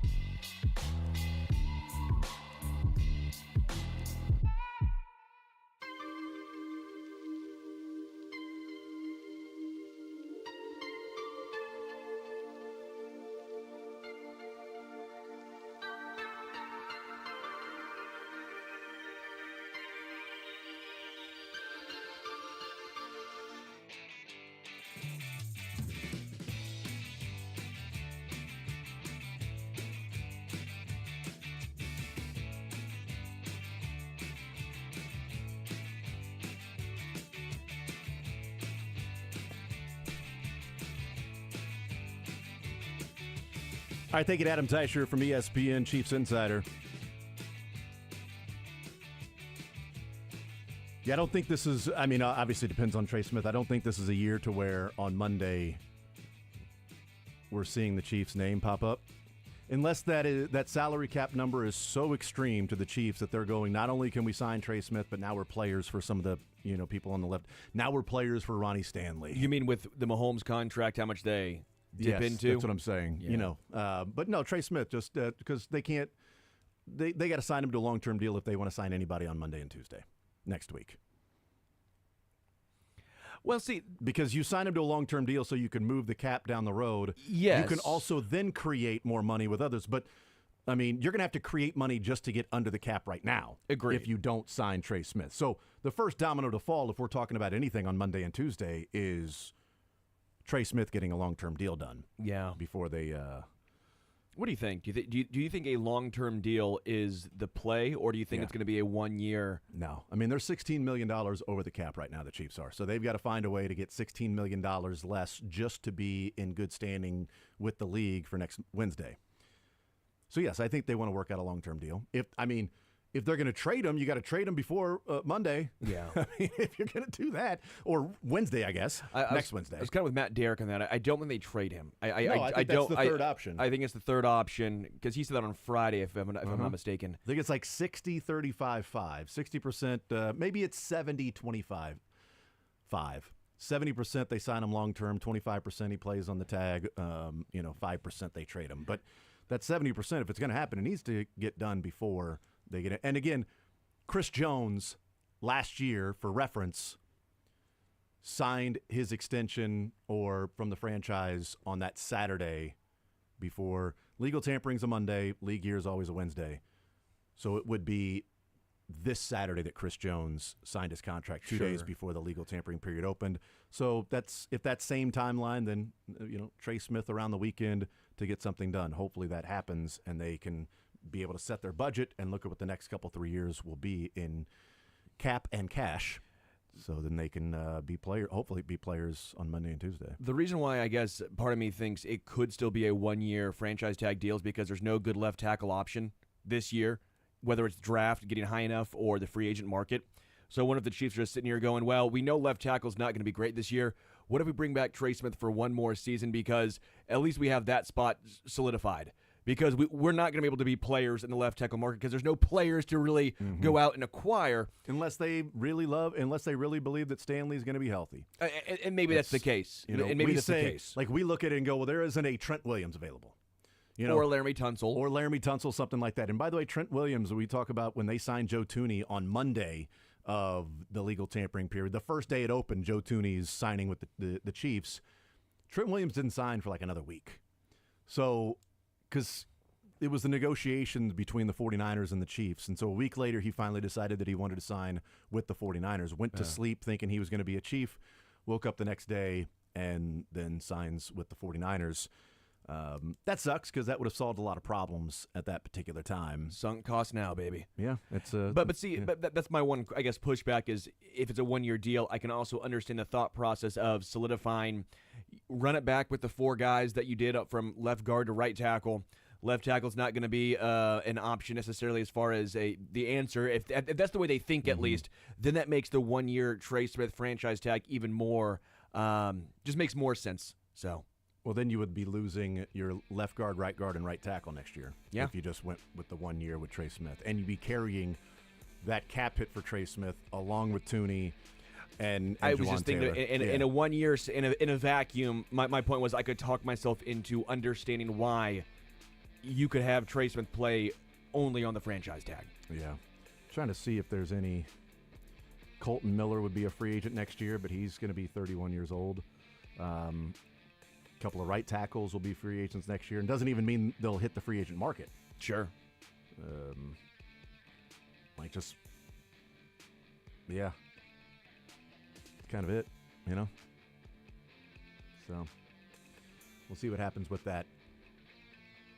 But yeah, next year, we'll see. We'll take a timeout. We'll come back. We'll talk with Max Reaper on the other side of the break. Some Royals review coming up next.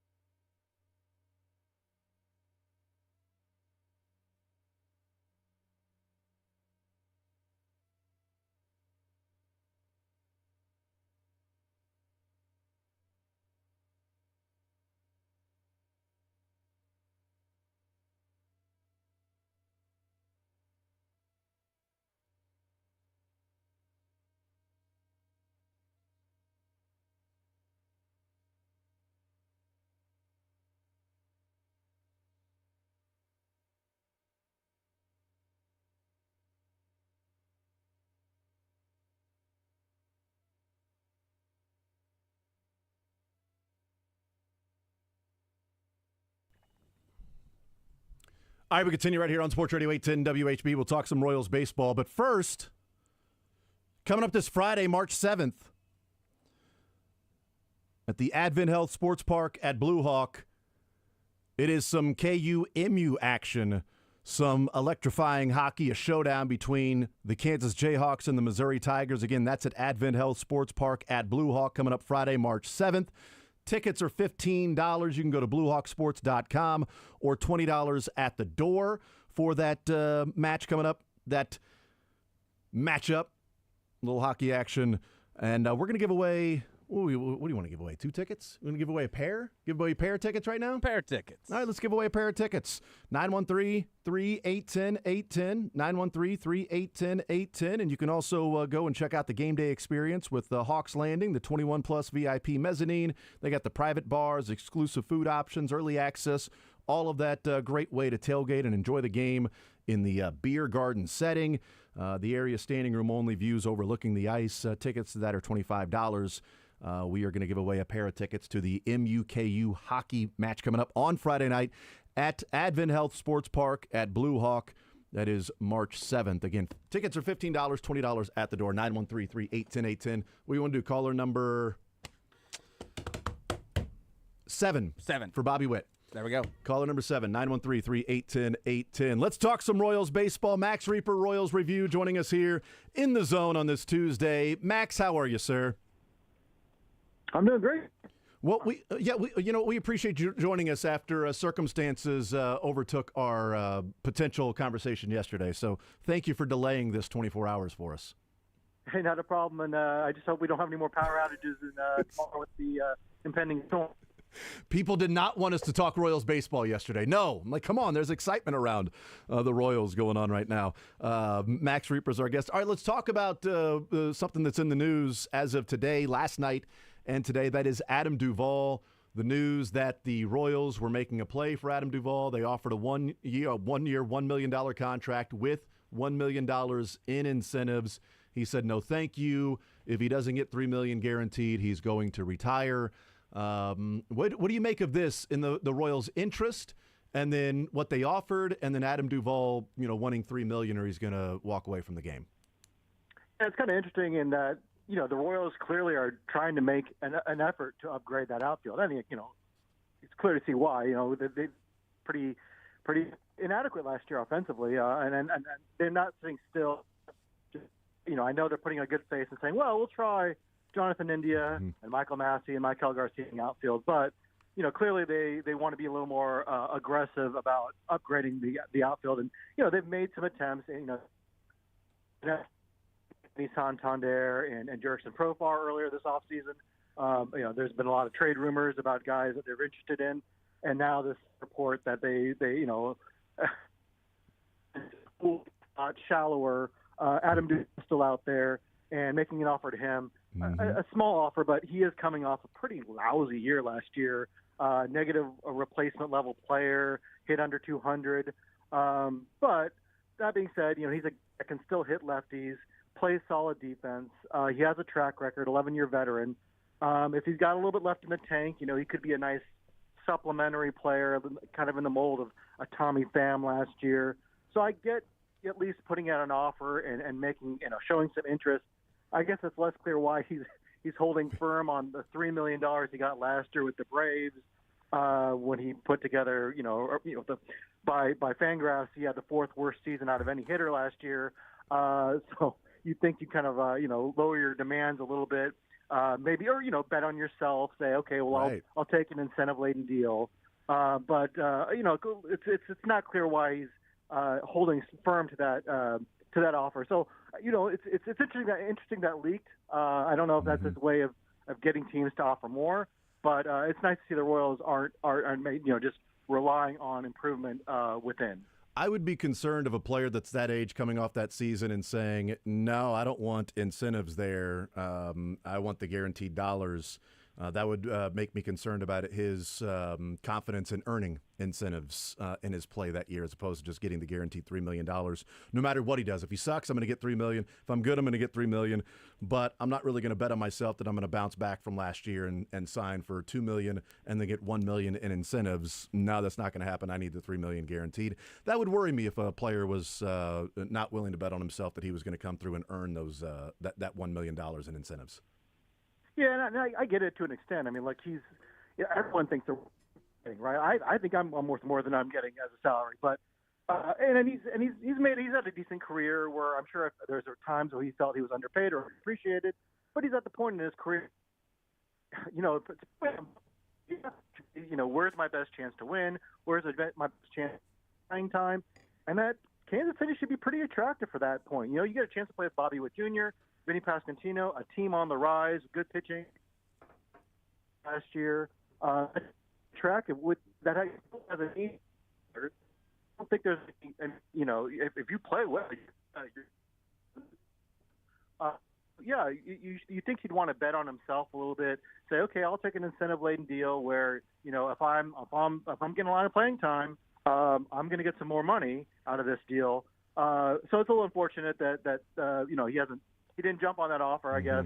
And you look at some of his cohorts. I mean, some of the other players like Kevin Pillar got a minor league deal. Manny Margot got a minor league deal. These are players that are, have had nice careers, but are at the end where they're coming off a not that great season. So that's kind of where Adam Duvall is too. And look, I think he could be a nice, role player. But I understand the Royals not wanting to guarantee $3 million to him. If they bring him in, let's say they work something out over the next few days or whatever, and he's like, "Yep, let's get it done." Is that a straight platoon in left field with he and MJ Melendez? That MJ hits the righties and Duvall plays against the lefties, and you combine their splits, and you say, you know what, in left field from even what they did last year, if you just take those splits alone.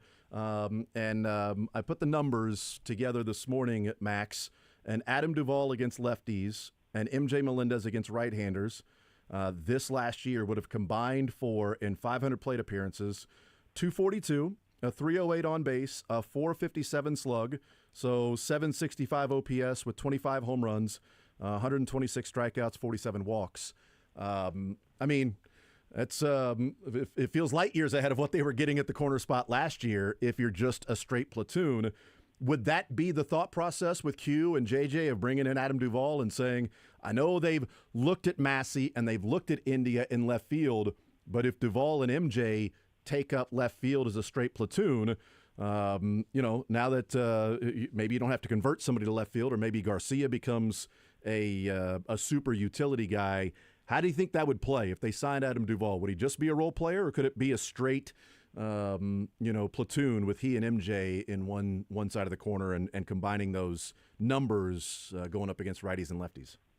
Yeah, I would think it'd have to be a platoon. I don't know about a straight platoon because they seem to like different matchups based on more than just platoon splits where, certain guys want to play against fast pitchers or there's a lot of different variables. I think, Quatraro factors in when he makes his lineups, but I think, you have it right. How you want, if you combine Melendez in the best situations against righties and Duvall against lefties, then you get, not great numbers, but certainly a huge upgrade over what they were getting before. And I think that's playable in left, right? If you get a 750 OPS out of your left field position, combine that with what they're getting, from Bobby Witt Jr. and Vinny Pasquantino and Salvi and some of the other players they hope improve, and Jonathan India, then that's suddenly a much improved lineup. So I think that's the role they see.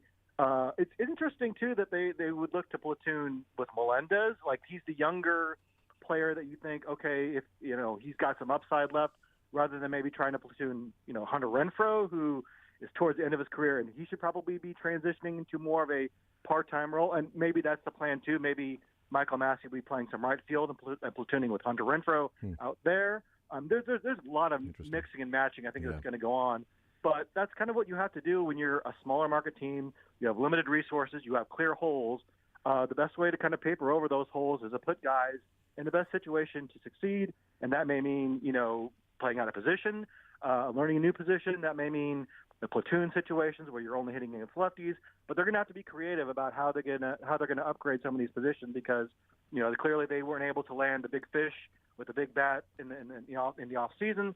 So they're going to have to kind of make do with what they've got. And if there's still opportunities out there, which there will be as guys get cut from some of the rosters, or maybe they are forced out of a starting spot and the team sees an opportunity to make a trade.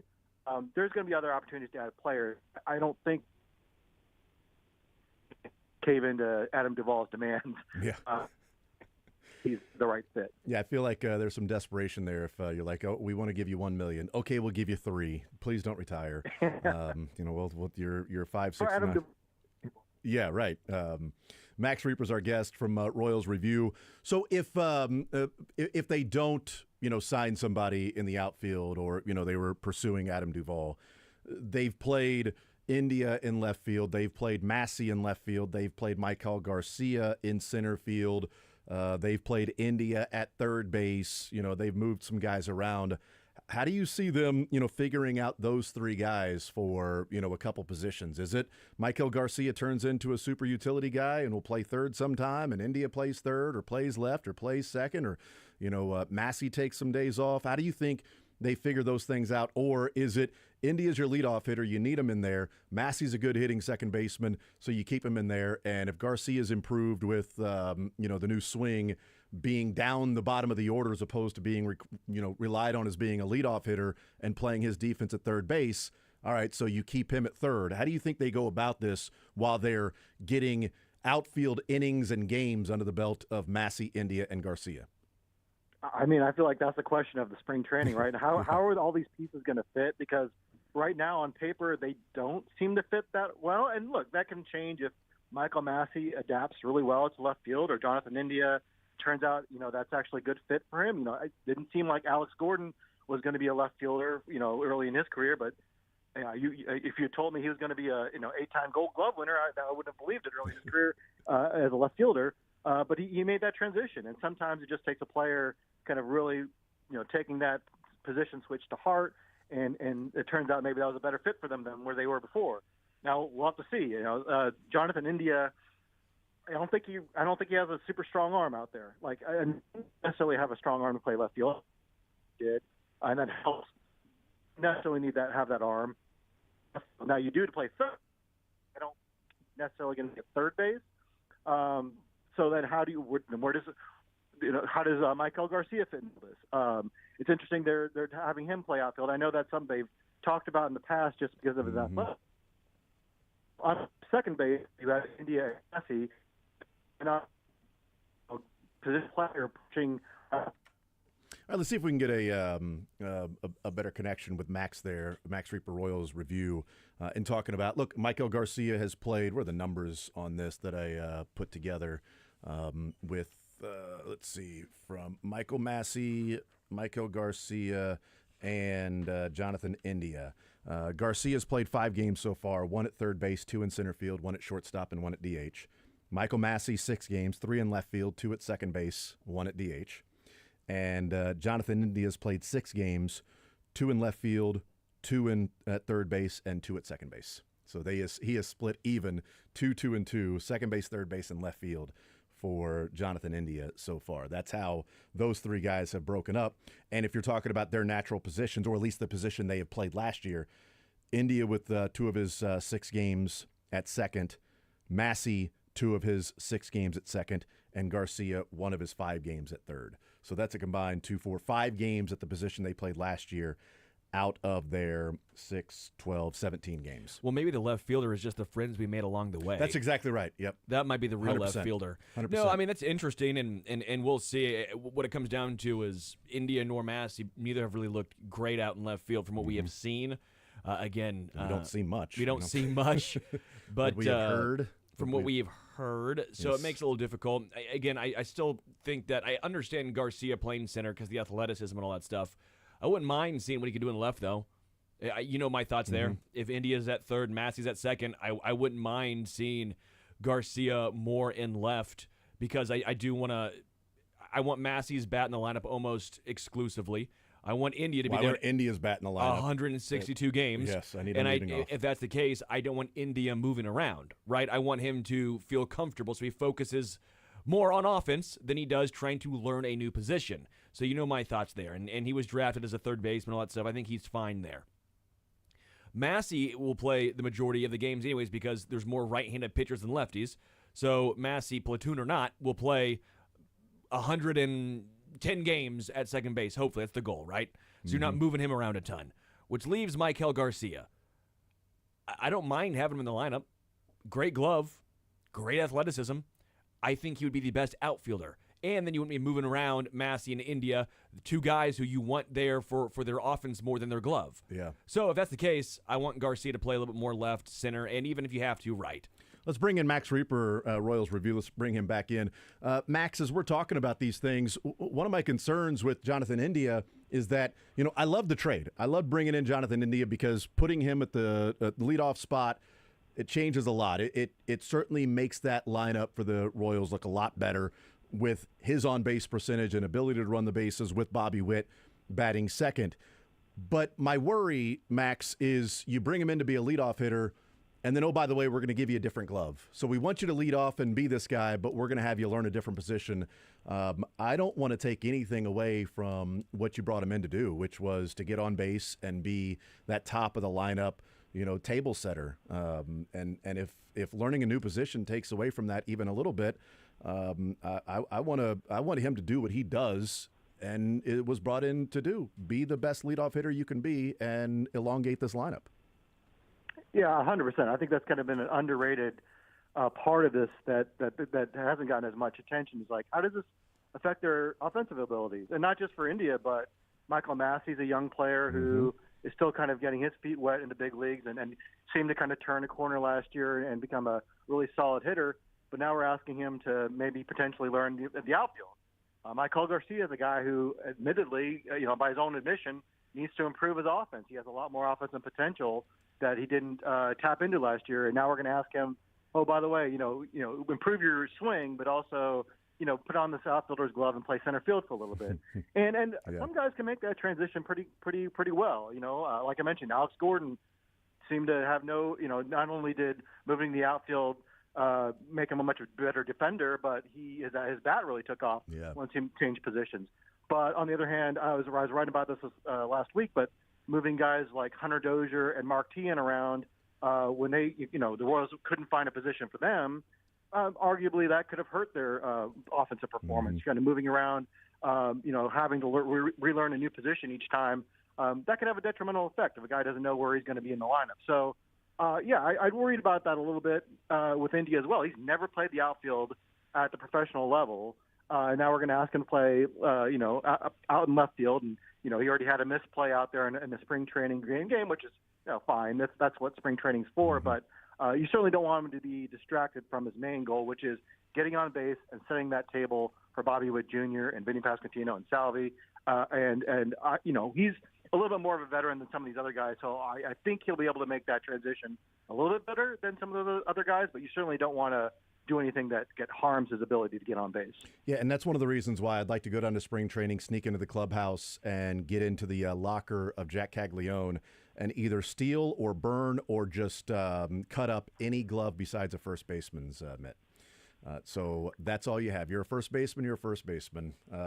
Leave him be. That's what he's played. Let him learn the position. Vinny can go to DH when it comes time for Jack to be up here with the big leagues instead of, all right, Jack, we're going to bring you up and you're going to be right in the middle of our lineup. Now go learn the outfield. Let's just put the guy at his position and let him be.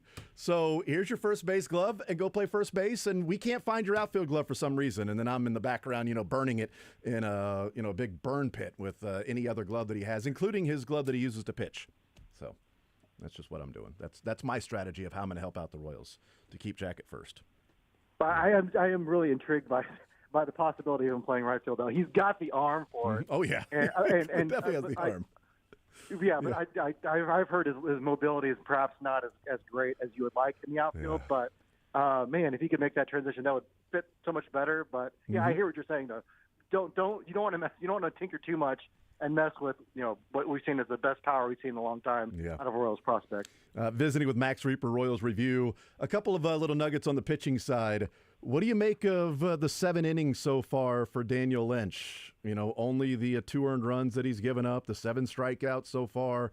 Is he, or 6 strikeouts, I should say, in the 7 innings. What are you seeing from Daniel Lynch? Is he making a play for that 5th spot in the rotation? Is he making a play for a spot out of the 13 pitchers? So that would be middle relief. Or has he, developed this with adding a new pitch and working on some other things that this is it could be a new Daniel Lynch this year? Yeah, I've been a Daniel Lynch stan for a while now, and certainly we've had a Staniel Lynch. Yes, that's right. There you go. And we've certainly had some rough days in the past, but I'm pretty encouraged by what he's done so far in spring training. I think he's put himself back on the radar. I think he's got an uphill battle to make the starting rotation. I think Chris Bubich certainly has the inside track for that. But you certainly like him going out there and competing and putting up good numbers and hitting his spots. And I think he's made it a much more difficult decision on who's going to make this pitching staff because they've got a lot of options at this point. And when you talk about some of the guys that don't have options, like Carlos Hernandez or a guy like Sam Long, who pitched last year, he pitched pretty well last year. Those guys, I think in the past on a Royals team would be shoo-ins to make the bullpen just because of their situation, not necessarily how they've done in the spring. But because this Royals team has so much depth, you can say Sam Long may not make this team if he doesn't have a really good spring. Carlos Hernandez may not make this team if he doesn't perform. And a guy like Daniel Lynch, who has performed well this spring and looked pretty impressive in the bullpen last year, could actually force his way onto this roster with a good performance. So, I think he's probably, if he does make this team, I think it's as a reliever. But, J.J. Piccolo's talked a lot about how you need 8 or 9 starting pitchers to get through a season, right? The 5 guys that start in the rotation aren't going to be the 5 that are still in the rotation in July. And certainly aren't going to be the same 5 that end the season in the rotation. So we'll probably need Daniel Lynch in the rotation at some point. So it's really encouraging to see him pitch well in spring training, and hopefully he's figured something out. And that's why I wonder if he's impressing, is he impressing to the point that he's actually earning his way off the roster? And what I mean by that is he's impressing so much that it's like, well, now we don't want to use you in middle relief. We want you down in or up in Omaha getting ready if we need you as a starter. And so we're going to keep you stretched out, and you and Noah Cameron are going to be there, and you're going to be the first one. You're going to be our 6th and 7th starter this year, that if anything happens, that we can't just simply rely on the injury luck that we had last year with all the pitchers, because even the injuries that they had, it wasn't an arm issue. It was Waka getting hit on the foot. It was Marsh with the comebacker on his wrist, and it was Lorenzen stretching out at first base and hurting his hamstring. Like, they didn't have any arm trouble last year, so hopefully that's the case this year. But I wonder, Max, if there's a possibility that Daniel Lynch impresses enough that he actually earns his way a trip to Omaha.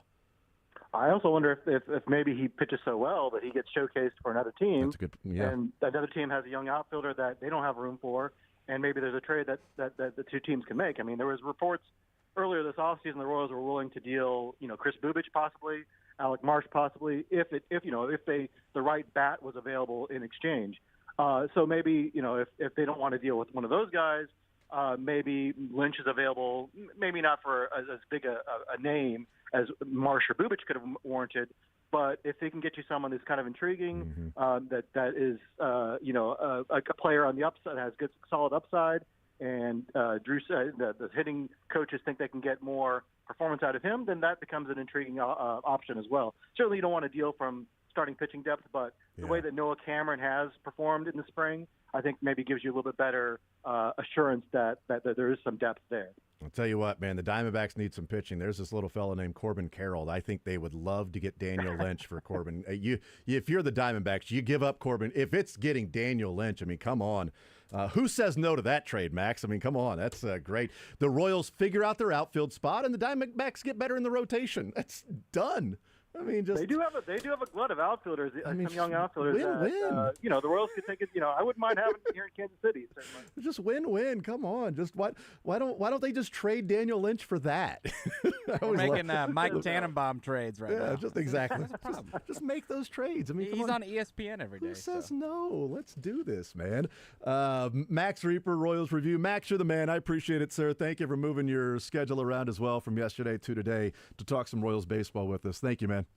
Anytime, man. I appreciate it. Absolutely. There's Max Reaper, Royals Review. Go check that out. And, he mentioned last week that he wrote about those outfielders that the Royals have tried to convert, or infielders that they have tried to convert to outfield, the Hunter Doziers, the Alex Gordons, the MJ Melendezes of the world, and now the Masseys and Indias, and maybe Garcia's there, or maybe even Jack Caglione, or maybe just, find an outfielder and let him play outfield. No, that's too simple. Certainly do that. But what about Billy Butler in left? Yeah, Let's see what that looks like. Well, we can't put Billy Butler at first because, he's being blocked there by, was it Sweeney? We can't put him at first, so let's try him at third base. This guy was drafted as a high school third baseman. Sweeney wasn't even a first baseman. He was drafted as a catcher, right? Well, yeah, but he wasn't as like MJ was a catcher. I know. I'm just. They both did play catcher The at the Royals big league level. love moving dudes around. Yeah, they both did play catcher at the big league level, so there you go. I'm surprised they didn't move Eric Hosmer because Keelan Ka'ahui was blocking him at first base. Hosmer, he's got such range. He's got a good arm. I think he can play right field. Let's just figure it out. Let's put him in right field. Let's get some, positional value from him. It's all about versatility, baby. Yeah, that's exactly right. Yeah, that's here. I'm going to go down to spring training, and I'm going to sneak into the clubhouse, and I'm going to steal every glove in Jack Caglione's bag except for his first baseman glove. That's the only glove that he has. He's like, where are my other gloves? And I'm just sneaking out with them. Sorry, and then just put them in a burn pit, cut them up. Sorry, now you got to relace them. Hear me out. Nobody wants to do that. It takes too long. The AL now actually gets the no DH. The AL actually goes back, and then Jack Caglione can then. No, no, because then he would we need pitch. Vinny at Yeah, DH. No, never mind. No. Dumb. Yeah, what are you talking about? Now I was saying. Now you he just could moved pitch, Jack Caglione to the so outfield. when he was pitching, and then he could also hit, but then you just moved him to the outfield, no, didn't that you? was dumb. You just moved him to the outfield. Nice job. I didn't really think that one through. Who would have thought that I would have? I want the Royals to People draft thinking. outfielders and develop them because Gavin Cross. It would be nice if a top 10 pick outfielder would then be a good outfielder. Maybe he will be. We'll find out. I'm not sure. But, hey, you know what? They could have had Jack Caglione there in the draft, or, hey, take somebody that's lesser than that's an outfielder. I'll take the best player. Yeah. And let's see where his bat plays. Well, his bat will play anywhere.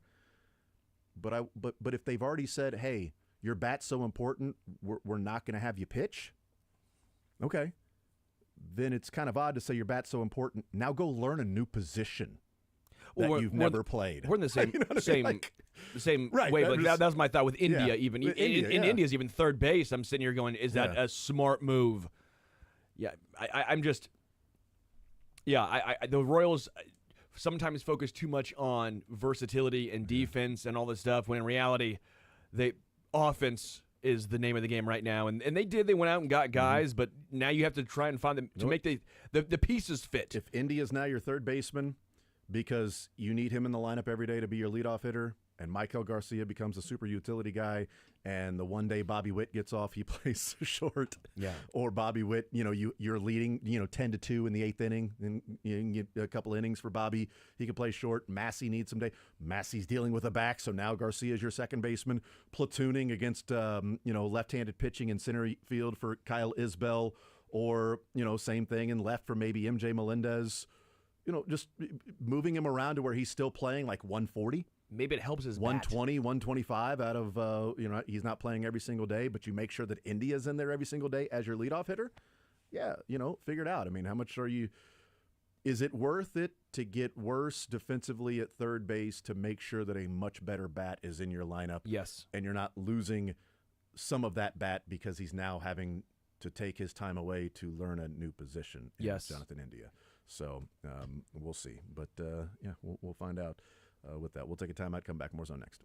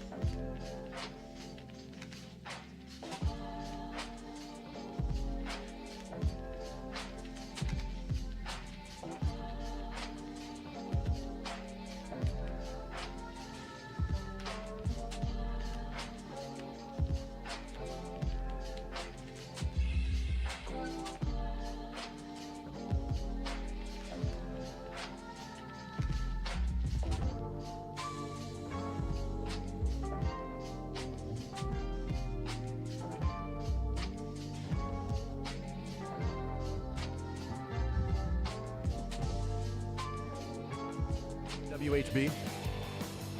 Jason Anderson with you, Sterling Holmes, Dylan Michaels.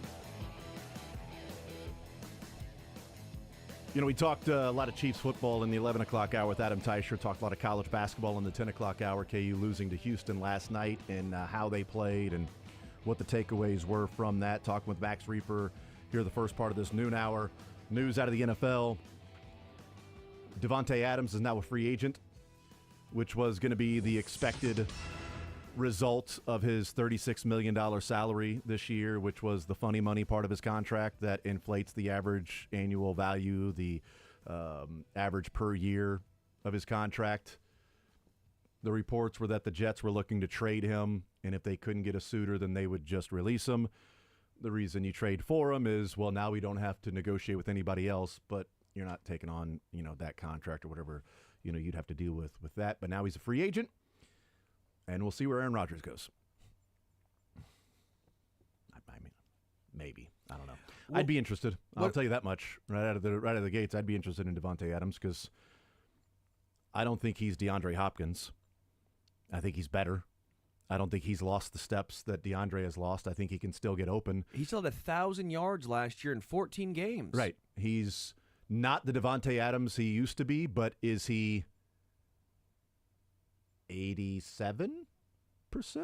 Is that too strong? Maybe 85% of the Davante Adams he used to be? First, you made it sound like that was a Travis Kelce replacement. You're like, is he 87%? Oh, no, sorry. No, I was like, is he 87? No, is he like 85? What percentage of the Davante Adams you knew is Davante Adams now? 75%? 80%? Like, I don't know what it would be, but I think you'd be getting a better X receiver than what you had from DeAndre Hopkins to pair them with Rashee Rice and Xavier Worthy. Yes. So 14 games, 1,063 yards, 8 touchdowns with Aiden O'Connell and the corpse of Aaron Rodgers throwing him the rock.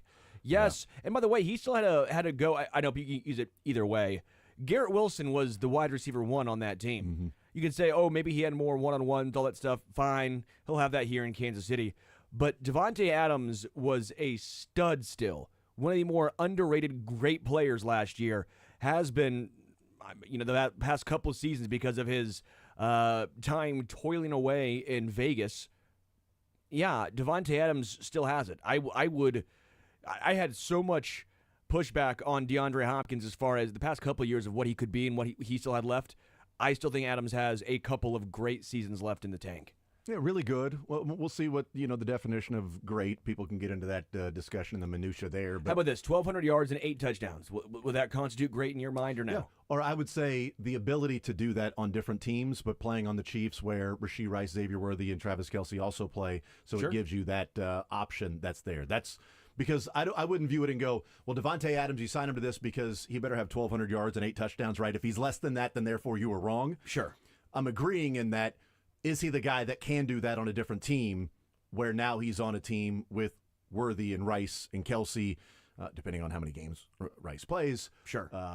And what Travis Kelce looks like in his saying he's going to get back into better shape this summer. But yeah, and it also depends on what Davante Adams wants and what he's looking for in a price tag. He's made $130 million in his career so far. Is he going to ring chase? Is he going to follow Aaron Rodgers? Yes. Like, what does he want? That. So he's going to go to the Giants, maybe? Like, is he going to follow Aaron Rodgers to wherever he goes? Or is he going to take the best offer available from a team that can win a Super Bowl that year? I think from what we've seen is Rodgers. Yeah, I don't or know. Derek Carr, because Right, his friends. He likes to play with his friends. Which Who again, doesn't like to play with their friends? I mean, you don't want to play with strangers and just random people. Like, oh, call up my friends. Hey, can you play today? Hey, can Dylan come out and play? Is Dylan home? Can he come out and play? Like, you don't randomly show up to He's some. grounded. Oh, so, of course no. he is. Of course he's grounded. What did he do now? I knew it. Talk back. Talking back again. Just don't talk back to your parents, man. Come on. Just respect your elders. found him with a can of dip. That's what it was. They found He's Dylan. 12. What are you talking about?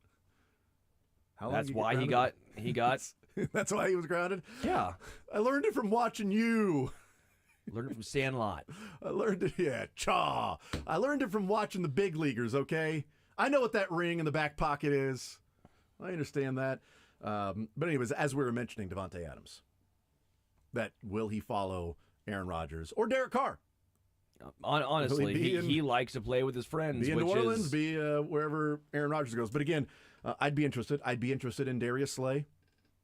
Yeah. All of this obviously is about cost acquisition, what it costs in the free agent market for them to sign. I would find it so hard for Darius Slay to go to KC after some of the Super Bowl battles with, again, money and all that stuff always will win out. But and maybe we overblow this in regards to Samaje Perine signed with us. Yeah, good call. And that was rivalry. And he went to Denver. Like, he was a rival in Cincinnati with the Burrowhead and all that trash talk after it was over. Then he went to Denver for a year. Yeah, Then but he came to there was a Kansas stop City. in between at least. Well, it's Denver. It's Also a Chiefs It's rival. the issue people having with NIL is that there's no, Yeah. there's no sense of school Yeah. spirit. Like, there's no team spirit when, But also, money is involved. Yeah, but also I'm going to bring it up real quick because I'm pretty sure it was it was Darius Slay that had the tweet about Rashee Rice. Remember when Rashee Rice put him on skates and he fell? Rashee Rice juked out Darius Slay in 2023 against the Eagles. And Darius Slay tweeted out and said something about, I'm going to sue him because I've got kids at home. Oh, that's great. Like, that was Darius Slay. Like, he seems like a good sport, right? Because somebody tweeted about, this happened to Darius Slay. And then he replied to that and said, I'm suing Rashee Rice because I got kids at home. Like, this dude juked me so bad I fell. He doesn't seem like a guy that's a Jamar Chase or a Mike Hilton or an Eli Apple Sure. type. He seems like a fun dude that's just like, I love playing ball. All right. Yeah. We lost to the Chiefs a couple years ago. We beat them this time. That's awesome. Got my ring. I still want to play another year. I want to win a championship. Is it in Kansas City? Hell yeah, let's go. Let's buckle up. Is it back in Philly? I just signed a different contract because last year, the year before he did that, when they were going to release him and he restructured his deal to stay with Philly? Or is this a different one where he's like, I did it last year. I'm not going to take less money again. I can get a couple, $3 million more on the open market. I don't know what he's thinking. Do they still have Bradbury under contract? No, he was released today. Bradbury was as well. Yeah, about an Okay. hour ago. James Okay. Bradbury was released. Darius Slay released, late last night? Because their main two is obviously Cooper DeJean and Quinyon Mitchell now. Mitchell, That's who they're building They're with. just going young. They're going young with their secondary, which is perfectly fine because those guys are really good. You drafted them, which allows you to move on from Slay and Bradbury and spend money elsewhere. Maybe that means, they bring back Milton Williams or Josh Sweat. Sure. They need that money for Zach Bond to re-sign him because he was amazing this year, and he's going to cost some money to have him return. I still can't get over that story. Edge rusher Zach Bond into the best coverage linebacker. in Off-ball linebacker. Yeah. Dude, just insane. Yeah, I mean, and good for them for taking the chance on him. What they pay him? $3 million? Well, I asked him. I go, was that the game plan when you got to Philly? I asked him because on opening night, I said, was that the game plan when you signed that contract? Did you know what you were signing up for? He goes, oh no, I thought I was still going to be an edge rusher, and then injuries happened. Like, you want to do this? And he goes, yeah, I guess I'll see if I'll try. And he did that. Hell of a move. Worked out for him. It's like moving Jonathan Indy to the outfield. Hopefully it works out. Maybe if they move Jonathan Indy at off-ball The linebacker. Zach Bond of the Royals. Have they tried India at off-ball linebacker? Maybe that's the issue that's going on right now. But also, Darius Slay had one of his best seasons last year. This is not Darius Slay completely fell off. No. Darius Slay is still playing at a high level, which is where it might, I don't know if it's pricing himself out. Again, it's what he's looking for. Will he take less money to ring chase? Or can he take his value to ring chase in Buffalo? Or his value to ring chase in Cincinnati? I or his just value feel to ring like chase guys somewhere say else? that all the time, and I agree. how many dudes actually ring chase? 100%. Dudes will say, I can't wait to go to a winner, and then it's DeAndre Hopkins signing with Tennessee. Yeah. Like Because they're going to win. Well, are they? I'm with you. Everyone always goes, well, they'll take a hometown discount, or no, they don't. Because the times it does happen, we remember it vividly. Yeah. Because 98% of the time, it's whoever pays the most. Yeah, like Adam Duvall only wants his $3 million. He doesn't want anything less than $3 million, or he's going to retire. Okay, well, what if the? I mean, if the Dodgers offered him 1.5, would he walk away with the chance to win a ring? Like, I don't know. He still wants to play, but as he said, I want to get paid my worth. Well, I hate to break it to you, but you're worth what somebody's willing to pay.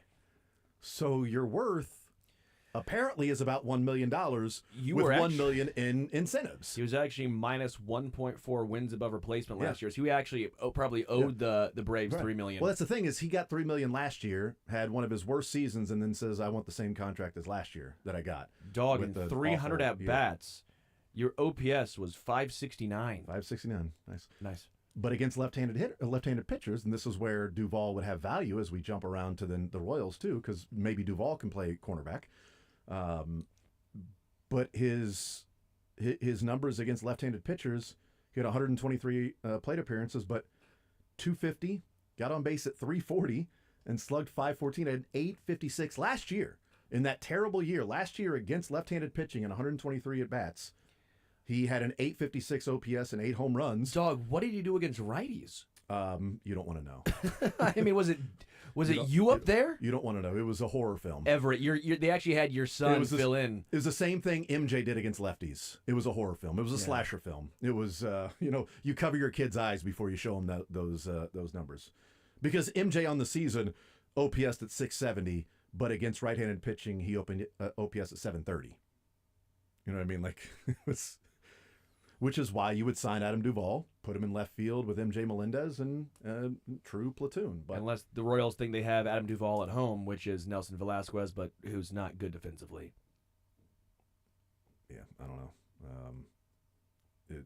Does Velasquez have at least a track record of hitting lefties the way that Adam Duvall has hit lefties in his career and even last year alone? Like, again, we can look at Duvall's overall numbers, and as awful as they were, again, 570 OPS is brutal. But if you limit him just to against left-handed pitching, he rakes against lefties, comparatively speaking. A 245 on-base percentage on the season, a 342 on-base percentage when he only goes up against lefties. Career Velasquez is a 734 against lefties OPS. Let me look at last year. Yeah, that's he doesn't have as many at bats. He's younger, small so sample size to where you've got the number of years. Yeah, his career is Duvall. 206 plate appearances, so a little bit more than last year's. Let me see if I can find 2024. He didn't play much last year, so it's going to be tough. Duvall against right-handed pitching last year OPS'd at 400. Got on base at 188 and slugged 219 in 207 plate appearances against right-handed pitching. Yikes. He OPS'd at 408. Last year, 856 against lefties. Yeah, last year Nelson was 726 OPS versus lefties, but only 70 plate appearances. So, right, tough. I want to look at. All right, I'm gonna scare the kids out there. All right, cover your kids' ears here. MJ Melendez against left-handed pitching last year, OPS'd at 395. OPS. MJ against lefties batted 164, got on base at 176, slugged 219, an OPS of 395. Bobby Witt got on base at 389. Bobby Witt got on base what MJ OPS'd against left-handed pitching last year. And again, as I said with Max Reaper this morning, I sat down and just looked at Adam Duvall's numbers only against lefties and MJ's only against righties and put them together. Last year alone, in those awful years, it would have been 500 plate appearances, 242 batting average, 308 on base, 457 slug, combined OPS of 765 with 25 home runs as your left fielder. Would you take 765 OPS and 25 home runs for your left fielder for the Royals? Yes, if you said the Royals are signing somebody right now that last year had a 765 OPS and hit 25 home runs, by bleep, yes. Hell yeah, dude, they just really helped out their lineup. Okay, well, that's why you would look at Adam Duvall. But the Royals don't think it's good enough at $3 million to bring him in to be a platoon with MJ Melendez. And Adam Duvall doesn't think it's good enough to then get incentives because if he's only going up against left-handed pitching. You basically just signed Taylor Ward. Okay. What was the number? Worst defense, but yeah, 765 OPS with 25 home runs. Taylor Ward last year, 25 home runs, OPS of 750. Yeah.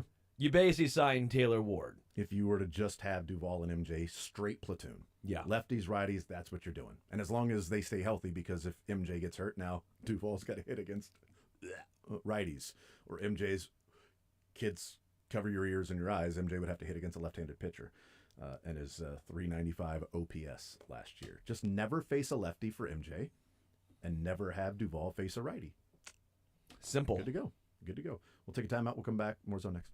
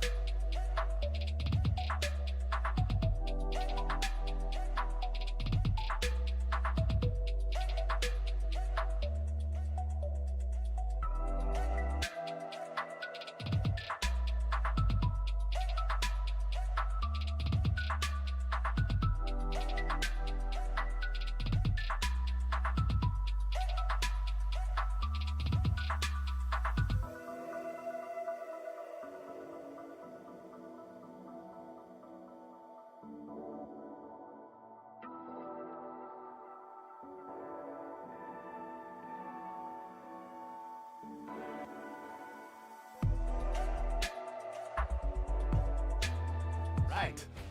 Was he in? He was in last week, right? Fiction. Thank you. Glad you did that.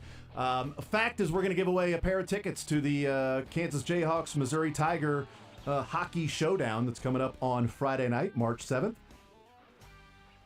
That's going to be at Advent Health Sports Park at Blue Hawk. Tickets are $15 for this matchup, $20 at the door. You can go to bluehawksports.com for more information. But KU and MU hockey on Friday night.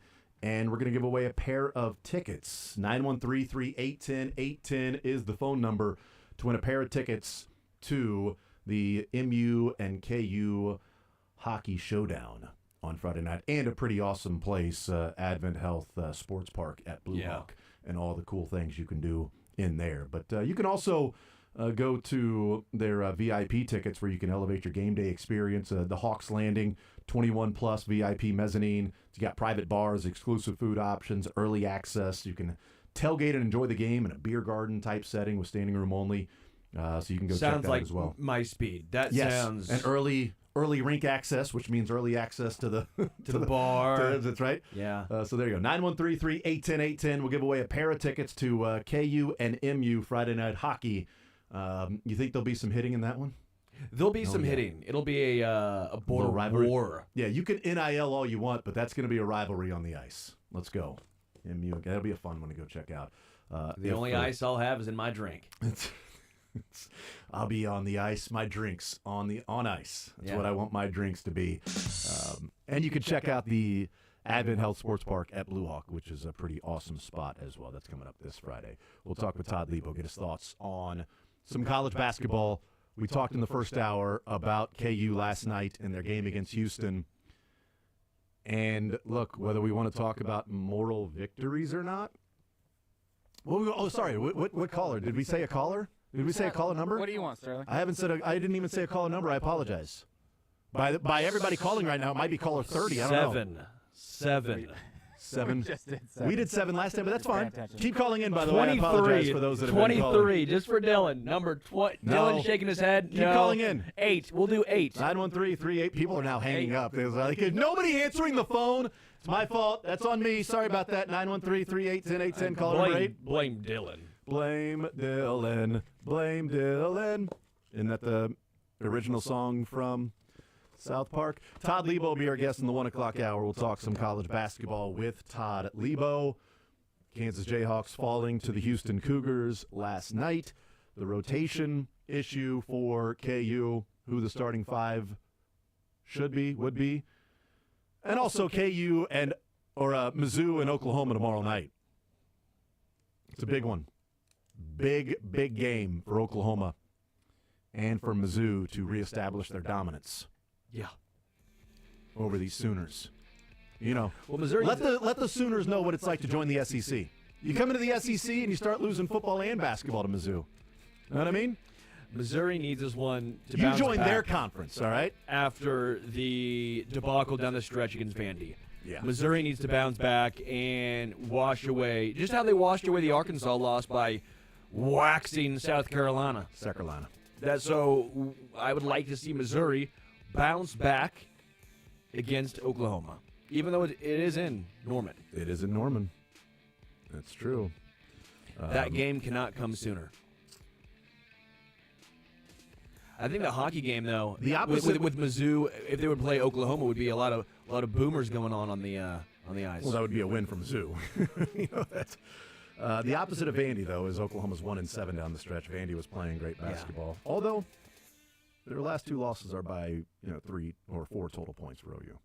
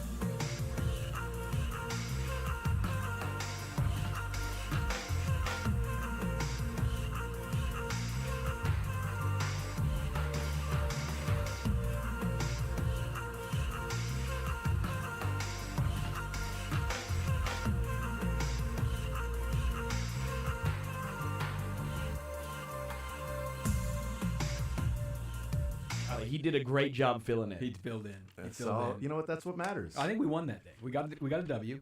There you go. Know, You know squeaked what? it out. Squeaked it out. Yeah, so that's for Fact or Fiction. Now You know, we're that's back. not till the second segment. That's though. the second segment. Now we That's got not even right important now. things, but there's so many things going on. So many things going on. Slay's a free agent.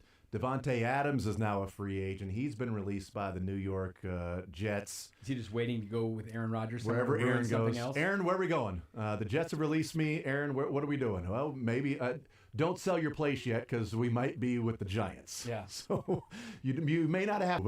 Also, the path to work will be the exact same. Yeah. So We just work take the the same place. same exact trip into work. You just have to go a different place Yeah, for you the practice turn facilities. right or left or Yes, something? That's right. Just a little bit of a different spot there. Like with practice. Arizona, you go to cover the Royals. You going to cover the Rangers or the Royals? That's right. Where you going? Which one are you? Turn Which left one are or you right? going to? Which one are you going to, man? So there's some news around the NFL. Diggy Zua for the Cowboys signed a contract today instead of being franchise tagged. Defensive tackle, 4 years, $80 million. Good for him. So that'll set the market for Milton Williams. That'll get a lot of money leaving the Eagles, or maybe staying with the Eagles. Maybe that's what the Eagles are doing, is freeing up some money so they can re-sign Milton Williams. We'll see with that. We talked with Adam Teicher. Jordan Schultz had a tweet yesterday of a name that people should keep an eye on in free agency. Is a fellow by the name of Tershawn Wharton. And I'm like, gosh. He's not going to be cheap. And what did Ian Rappaport have to say? To meet me at Dunkin' Donuts. Dunkin' Donuts. I'm going to dunk on this We guy. need a new venue. Yes, you missed that, man. You I were did- out of the country. Steven filled me in. I didn't. were out of I the did country not with that. pay a lot of attention. Buffalo Wild Wings. I am at Dunkin' Donuts. I would I will fight you. check in. We had internet, so Okay, but that's I didn't good. spend a lot of time. Where on were Windows you, by and the phone. way? We were down in the Caribbean, British Virgin Islands, Nice. rolling around, having fun. How was it? It was great. You somehow look more pale. Well, no, I have a little son, but I caked it I thought on. your son was grown now. Well, he's little. You have a little son he's now? actually bigger than Look me. at- congratulations. He's bigger than me. Okay. Did you wear younger. the I the had the- large hat, the I brought gardening hat? 2 bucket hats. Yes. Yeah. Multiple sunscreens and sun shirts. Good for So you. I did my part to protect my skin. There you go. Honestly, what you do And to the- go to the beach sounds like not vacation. Well, we weren't at the beach. So I was going to say, was it beach weather there, Oh, or was it just... It was 80 degrees for Okay. a high, 77 for a low. Yeah, Sounds okay. phenomenal. It's all it did. It's seriously. 77 to 80. It is at this time of year, at least the week we were there. Oh, it's it amazing. is 2 to 3 degrees. It's That's amazing. the variance. You don't have to worry about layering up, because whoa. Well, It just went up from 77 to 80 like that. That's our crazy. worry that we had, we left on not last Friday, the Friday before. So it was 0. Oh, so 0, yeah. it was so 0 so degrees. it was Antarctica when you left. And then we missed the 70 degrees here. We got back late Saturday night. It was 28. So So it yeah, was much better than it went up. It was was. 30 degrees warmer when you got But back. we weren't particularly prepared for 28 fine. degrees getting off the plane. Oh, yeah, I but, you guess. know. Yeah, that's... Well, you I- should have been because you left with 0. Yeah, but we were prepared enough. We because it was early in the morning, so we spent the night at a hotel up by the airport because my wife didn't want to be late for the flight, right? So we went up there with warm clothes, but then all we had to do was get from the airport or the hotel door to the shuttle Yeah. and makes then sense. get dropped off. So we Right. just weren't outside really. That's a good point. So we didn't have far to go. But when I did have a like a long sleeve thin hoodie that I had in my bag I knew I'd come back. But I had some long sleeve or long pants. What was but your favorite part? just hanging out with friends, Oh, my wife. It's the memories you make along the way. Yeah. You It was know? fun. Yeah. good food. And great food, drinks. and what'd you eat? Fun. We ate. I don't know. What didn't we eat? Is there like a specialty like cuisine down I down don't know. yonder? We weren't like. It's British, so it's tea and crumpets. No, there was none of that. There Blood was none of sausage. that. Oh, really? It's the Caribbean. Okay. Yeah. Very good. It's not We were at a place where they made food for you. So Did Oh, you that's have right. a lot of rum? I mostly Rum drank was still beer, good? but the rum was available. Tecate, just really living it up, huh? No, I was drinking Carib. That's the Ooh. local beer down there. Good. Yeah, it's good. Did you bring any back for us? No, I didn't bring anything back. Lame. And we ate, we ate steaks, we ate seafood, we ate, I don't know, sea bass. Can you bring that back from a different country? Can you I take think you can- alcohol through customs? You can bring like I have no idea. I've there are never- limits on what you can bring back. Yeah. I wasn't about to be bringing Yeah. big bottles. Of I've gone to anything Mexico back. before, but then I smuggle things back. I don't go through It's customs. different, I yeah. find a different way to get back in. I can bring whatever. But Where if do you you were on a smuggle plane, it, Jason? Yeah. There's a bar in Ireland called, and Sterling might know this. It's called Palace Bar. It's the only place you can actually get Palace Bar bourbon. You can't buy it. You can buy it on eBay for like $500, but the bottles are like $80. well, if it's at in the Ireland, bar. it can't be bourbon though. It would have to be My whiskey. bad. Whiskey. Goodness. Whiskey. And how do so they yeah. spell it? Whiskey. Will Whitten. No anyway, E? go ahead. But yeah, no, that's basically if we bring some back every time. But there is a limit. I think it's Yeah, like that's 3 bottles from So Ireland. when you bring it back, do you drink it, or do you also just look at it like every other bottle of bourbon that I buy you? No, and those aren't bourbon bottles you buy me. So I save those ones, drink the others. There you go. We had. I did look because I took some cigars down there because we were going to be on this boat and smoke a couple of cigars, but I wanted to make sure that was legal to do. Well, why When didn't you buy can- them down there? Well, because I already had some. Because I went to Yeah. this party at the Super Bowl where they That's gave right. out cigars, and really nice right. cigars, Monte Cristos and Cohibas and all these things. And I'm like, I'm not going to sit here and smoke these at home. I'll take them down there. Take them down there. So, and I looked going into there. You could bring 200 cigarettes, 50 cigars, and you could bring in like however many milliliters of booze or whatever. There were some things you could bring in. Coming back, I declared nothing. Yeah. I didn't bring any Do you have to, seeds. you I have to didn't bring any- declare? Oh, you have to declare Yeah, things dude. coming back. I've never didn't been have out of the to- country. I well, don't know. here's the thing. I Sterling did not have to declare the cigars. If you brought more, there's Sterling didn't know that you couldn't take the beer onto the plane. Yeah, I didn't know you couldn't do that. I was forced he to bought chug. the beer when we're standing in line. Oh to, yeah, you were there. Yeah. Rob, you were there. He bought the beer. We're standing in line to board, and he's got I know, this like, you beer in can't his do- hand. Like, you can't. You have to drink that. I guess I'll chug it then. Yeah. What do you? It was a brand new beer. I even asked Lebo because I saw him there. Lebo, you want anything? He like No. laughed like, no, I'm good. We're getting on a plane, I buddy. don't want a And I was beer. like, yeah, I know we're getting on a plane. That's why I want to drink. Yes. How many days were you there? We were 7 nights, so whatever. 8. So how many? At what point in the trip were you ready to return? So you're there 8 probably days. about 2 days. We were talking about 2 days that. in, you were ready to No, come back? about a day and a half left. Okay. I was ready. If I leave town for 2 days or 74 days, I'm ready to come back about a day and a half before. That's just kind of how it is. I've done my time. It was All right? great though. We had a fun time. It was a lot awesome. of too much fun, really. Yeah. And that's why I went to base camp. I just got back from there. Yeah. Because my stated goal of my weight, I'm over that now because we had a week of eating and Did drinking. you know what? Good for you, partake? though. Was Good it for like you. my wedding where you had a little fun with the adult beverages? Oh, I had a few of those. I bet he had beverages. a lot of food. fun with And it. we had dessert every night. Yes. Full breakfast every day. Good. I'm You're on normally- vacation, man.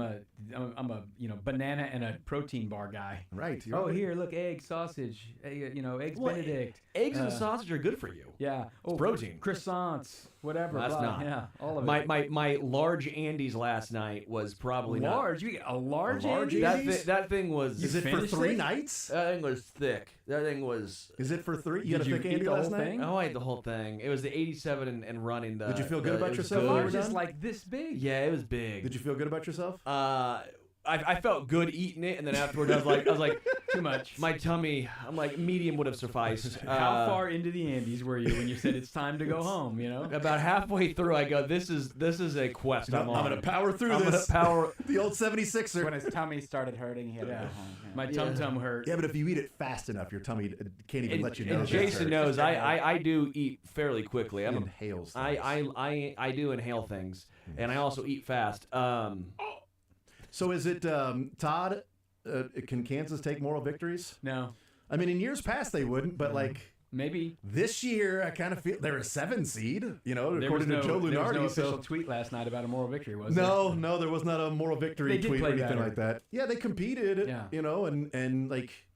So have you Losing looked- by 6 to Houston on the road, there's nothing wrong with that, especially if you'd have just taken care of business up by 6 the first go around at Allen Fieldhouse. So Kansas, it's been an unbelievable year. Remind you, last year they were 10-8 in the league. So they were 6 seed last year. They can be anywhere from the 6 to the 10 seed in the Big 12 tournament, depending on what happens nutty. in the rest of these games, which is nowhere near where you thought that the program would be. Certainly not. And we listen. Preseason polls are very difficult in today's world, especially more so than ever. And I think they're especially difficult in college basketball. But to be preseason number 1, and listen, they had some nice wins early. They beat Duke. I mean, Duke's like great, right? But they beat Duke early. To be where they are now, and to be, because there's one game left in the regular season, and I think they'll probably be favored. Probably. Ken At home Palm- against Arizona. Yeah, Ken Palm has them as a 3-point win. So it's yeah, they 3-point don't win for lose Ken Palm. on senior day. They don't lose. This would be 4 home losses. home rate league losses. They haven't done that since '89. They've had a couple years with 3 of all non-cons and conference losses. They haven't had 3 regular season non-conference or conference losses they're playing more games now too. They used to play But even 14 games in the Big 8, and now they're going to play 20, right? But even with that, the stat was, what was it, late 80s? I can't remember the specific year, the last time that KU didn't finish above 500 in It was conference. 89. So and 89. They were so, on probation. Right. So it was But this would be, if they lose, Yeah. they're 10-10. 10-10. So the first time since 89 that they didn't Were they on finish double above secret 500. probation? It was They very were public. very- yes. It wasn't double secret. They couldn't go to Everybody the knew about tournament. That is their last time they weren't in the NCAA tournament because they were banned from going to the tournament. They probably weren't going to make it anyway. So I think they ended 5-9 in the league that year. They had a bad streak at the end of the year at home where they lost games. But this is not what people thought was going to happen. I think it's just harder to be a basketball coach in today's world than it's been before, especially at Kansas. It's never been easy, but it's been pretty easy to be the head coach at Kansas or Duke or Kentucky or North Carolina or Michigan State or whatever. You go out and people want to come to your school because they're like, wow, I want to play at Allen Fieldhouse and da da da da da da da. And despite whatever else, I mean, if someone was shoe deals, blah blah blah, none of that stuff. Just the glory of being a Kansas Jayhawk was a big deal. But if someone's going to give you more money to go play at the historic Auburn Fieldhouse that's like 15 years old, they don't care anymore. BYU had, maybe a 0% chance of landing the number 1 recruit in the country before NIL, and now BYU has the money that they're paying him, like $8 million? Yeah. 10 million, whatever it is, to go to BYU to get the number 1 recruit in the entire country. He ain't going to BYU from Massachusetts. No, it's or just wherever he's from. He's from the East Coast. So there used to be this inherent thing that made it easier because of the tradition and all that stuff. And in basketball, you could have a great run with another program. You get a couple good players, and you could do whatever, but you're still fighting uphill. Yeah. Now, if you could pay 3-4 guys to come play, and the trick of it is you have to be able to coach those guys in a very short time to make them play great. What do people in Kentucky think about Coach Cal's time there? Was it successful or not? Yes, because he won a championship. But it was just one. The first Can you part, believe yeah, that, yeah. you know? The first part of his run was like crazy successful with Final Fours, 4 of them, and a national championship, and playing in 2 national title games. Really successful. And then after they lost to Wisconsin as an undefeated team at 38-0, they didn't get back to the Final Four again, and they had some questionable losses. Then they started losing early, because early on it was like, Cal has never lost before the Sweet 16 at Kentucky. He has always got to and then it was like, well, they lost in the round of 32. Yeah, but he's never lost in the first round. Well, then he lost in the first round, and it was, a number of years. They missed the tournament once, right? In 2013. The dude got hurt. It was Noel. Nerlens Noel tore his ACL. So, but the crazy part is that he was pretty good at having one and dones and just figuring it out, right? Mm-hmm. But eventually he still had one and dones and couldn't figure it out anymore. And even the one and done year that he had with Anthony Davis and MKG and Marquise Teague, there was a point guard. Deron Lamb was a sophomore. Terrence Jones was a sophomore. Miller was a senior. So he had 3 guys out of his top 6 that were 2 sophomores and a senior. But how often did he have a year without a one and done? Like none? None years. So you have to be kind of good at doing that. Bill Self is a great coach. Bill Self has coached some one and dones, right? Those aren't the best years Bill Self had. Yeah. They weren't in the Final Four with Andrew Wiggins and Josh Jackson. Josh Jackson. They weren't there because it's hard to make the Final Four. Check Diallo. No matter how good you are, it's hard to make the Final Yes. Four. Coach Cal, I mean, they had a lot of great teams, didn't make the Final Four. Kansas had a lot of great teams, didn't make the Final Four. So now, I think Bill Self is at his best, and probably every coach is at their best, when he's had 2, 3, 4 years with guys. They won the national title a few years ago with a bunch of dudes who he'd had for 3, 4 years. Yeah. And, a couple guys sprinkled in here and there. Their team in 08, they were together for 2, 3, 4 years. All that. Because I think he's a great coach that way. I don't know if, without Bill Self changing some things about the way he coaches, because he's an old school guy, and he is hard on these players. Listen, in 2006, if it was 2025, 2 or 3 of those guys might have quit the team because he was mean to him in practice. You know what I mean? And now you gotta be a little different with these guys. Player though. You need. Do you think the Morris brothers would have stood for what is happening and transpiring right now? You need because you're right, but now For you have guys that to. aren't- you're saying for guys that aren't working, for guys that maybe aren't, leaving it all on the court, and difference between working and competing. Yeah, because how many times I'm working has hard, he but you're not talked about that competing. this year, Bill Self? But at some point, his message isn't getting through, and you can't coach the way, as you mentioned, because now dudes will just leave. And so the point is, you have to bring in a guy then who is a almost an enforcer or a player coach, if you will. But the players may still leave then. I don't like this guy. You need the Morris brothers like that. That's just the example. Like it is just Thomas harder, Robinson. It's harder to go win now at the high level every year at any of these schools. It's just harder than it was. The top. Well, let's see. One, He's got 2, 3, some 4, 6. highly recruited freshmen coming in. Yeah. But people aren't generally winning with freshmen right now. They're winning. Look at Missouri's freshmen. They're not the freshmen that they're doing it with their touted dudes. It's the transfers and the veterans. Yes. Well, Kelvin Sampson has 8 players that are playing. Of the 8 players that played last night, and all of them except for Arsenault got 20 minutes, and he got 19. So he had 8 players that almost played 20 minutes. Only one of those players is on the team in their first year with Kelvin Sampson. Sorry, Todd. Milos Uzan is in his first year. We don't need him in Oklahoma. Transferring from OU. But L.J. Cryer's in his second year, transferring from Baylor. Malik Wilson is in his second year, transferring from Texas Tech. Emmanuel Sharp's in his third year. Roberts is in his 5th year. That was the whole emotion that Kelvin Sampson had. Francis is a 4th-year player. Tugler is a 2nd-year player. And those are all the guys that played last night. Only Uzan is in his first year. And he's got guys that have been there. And he's not a freshman either. He started every game for Oklahoma last year. Again, and he's got, 1, 2, 3, 4, 5 guys out of those 8 that he recruited? This team won the league last year, too. 5 guys that he recruited there. So 5 of the guys that played last night started their career at Houston. Which is pretty and rare. Stayed. Yes. Pretty rare. And then he's added in L.J. Cryer for the 2nd year and Uzan to maybe get him over the top this year. They needed that, that offense to get back in there and what Uzan can do, and he's been scoring a little bit more. But yeah, so we're talking about okay, is this just simply life that you're going to have to play the transfer game every year? We'll see what Kelvin Sampson does now.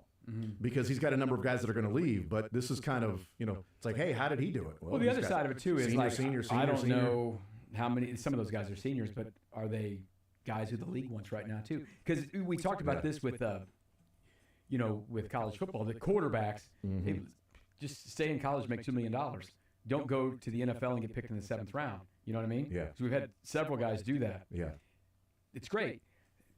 I think we're going to see guys like this in college as well. Why would I go you damn sure can make more money playing at a high-level college basketball team than playing in the G League. Dude, the 2 stories that I bring up, remember how emotional Cole Aldrich was?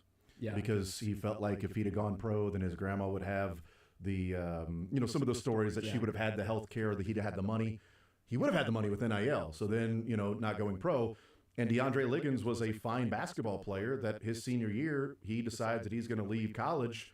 And it's like, you're not getting drafted. And he said, no, I'm going to Europe. I've got a kid. Yeah. I just need to. He would have made 7 figures. Sure. He'd have made 7 figures in college, And but it's like, easier. I need money, Like, so I'm going to Europe. You may go make a little bit more money in Greece, but how complicated is that life?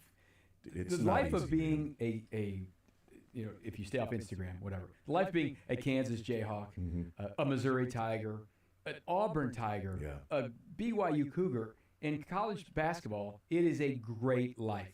You're going to play 30, 35 games. You're going to travel nice. You're going to Stay at nice hotels. stay at nice eat hotels, eat nice food. You have the greatest dorms, all the stuff. And you're in freaking college.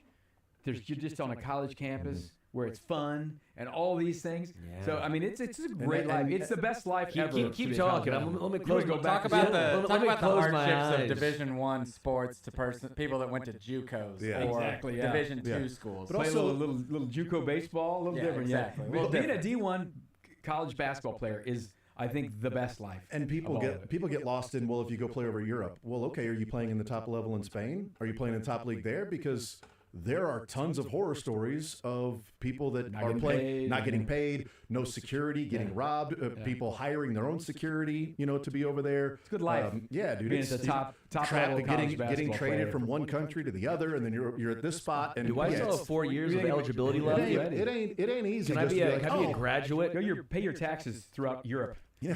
Forget that. Right. It's like, I'm just going to go to Europe and make some money. Message to all you NIL Hopefully. kids out there: pay your taxes here, because I know a lot of you are just spending your money right now. That you're grown-ups now. It's a different thing. But I think some of these players just keep playing. Why would you leave? Yeah. And then maybe you'll stay at your place for a while. But they're all free agents. Could go a little bit more. The grass is not always greener, but the money might be greener somewhere. It is a crazy time to be.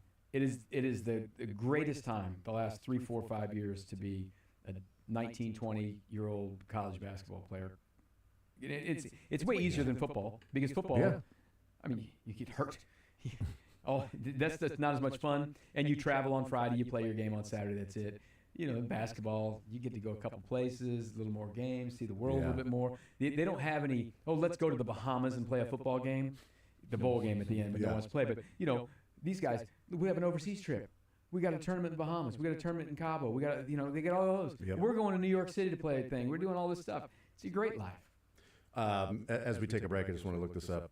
5 of the 8 players for Kelvin Sampson in Houston are in their last year. So we'll see. Until they petition the NCAA, might get another. Maybe, yes. So does he then, is it recruits that are ready to come on and as freshmen or whatever? Or is it now Oklahoma's got a couple of pretty good players. They'll end up being there next year. Is now he's into the transfer portal thing, and depending on how far you go to a Final Four or something like that, you open the door a little bit more. And Houston's got some money. It is more every year. There's money at the city of Houston. Well, he's got all that money from the Landry seafood guy. That's his I was guy. say also Fertitta. I don't know what the guys do, but maybe it's a stereotype. But there are a number of guys sitting in the front row with big cowboy hats on. I bet they got some money. I bet there's some oil running around there. Mattress Mac, They got a lot of money down there, but their big guy is the seafood dude, Landry Seafood. The Fertitta. He owns the damn Rockets too. Yeah. So pretty good life down there. Not bad. They got some money down there for Kelvin Sampson. So He we'll should see. come back to Oklahoma. Yes. Kelvin Sampson. Yeah. Bring Uzan. Should have hired him instead of keeping Frank Haith for 2 more weeks. No, we're going to give Frank Haith for 2 more. We're going to give him 1 more year. Oh, hey, 2 weeks later he's going to go to Tulsa. Oh, cool. That was a fact. Fact or fiction next.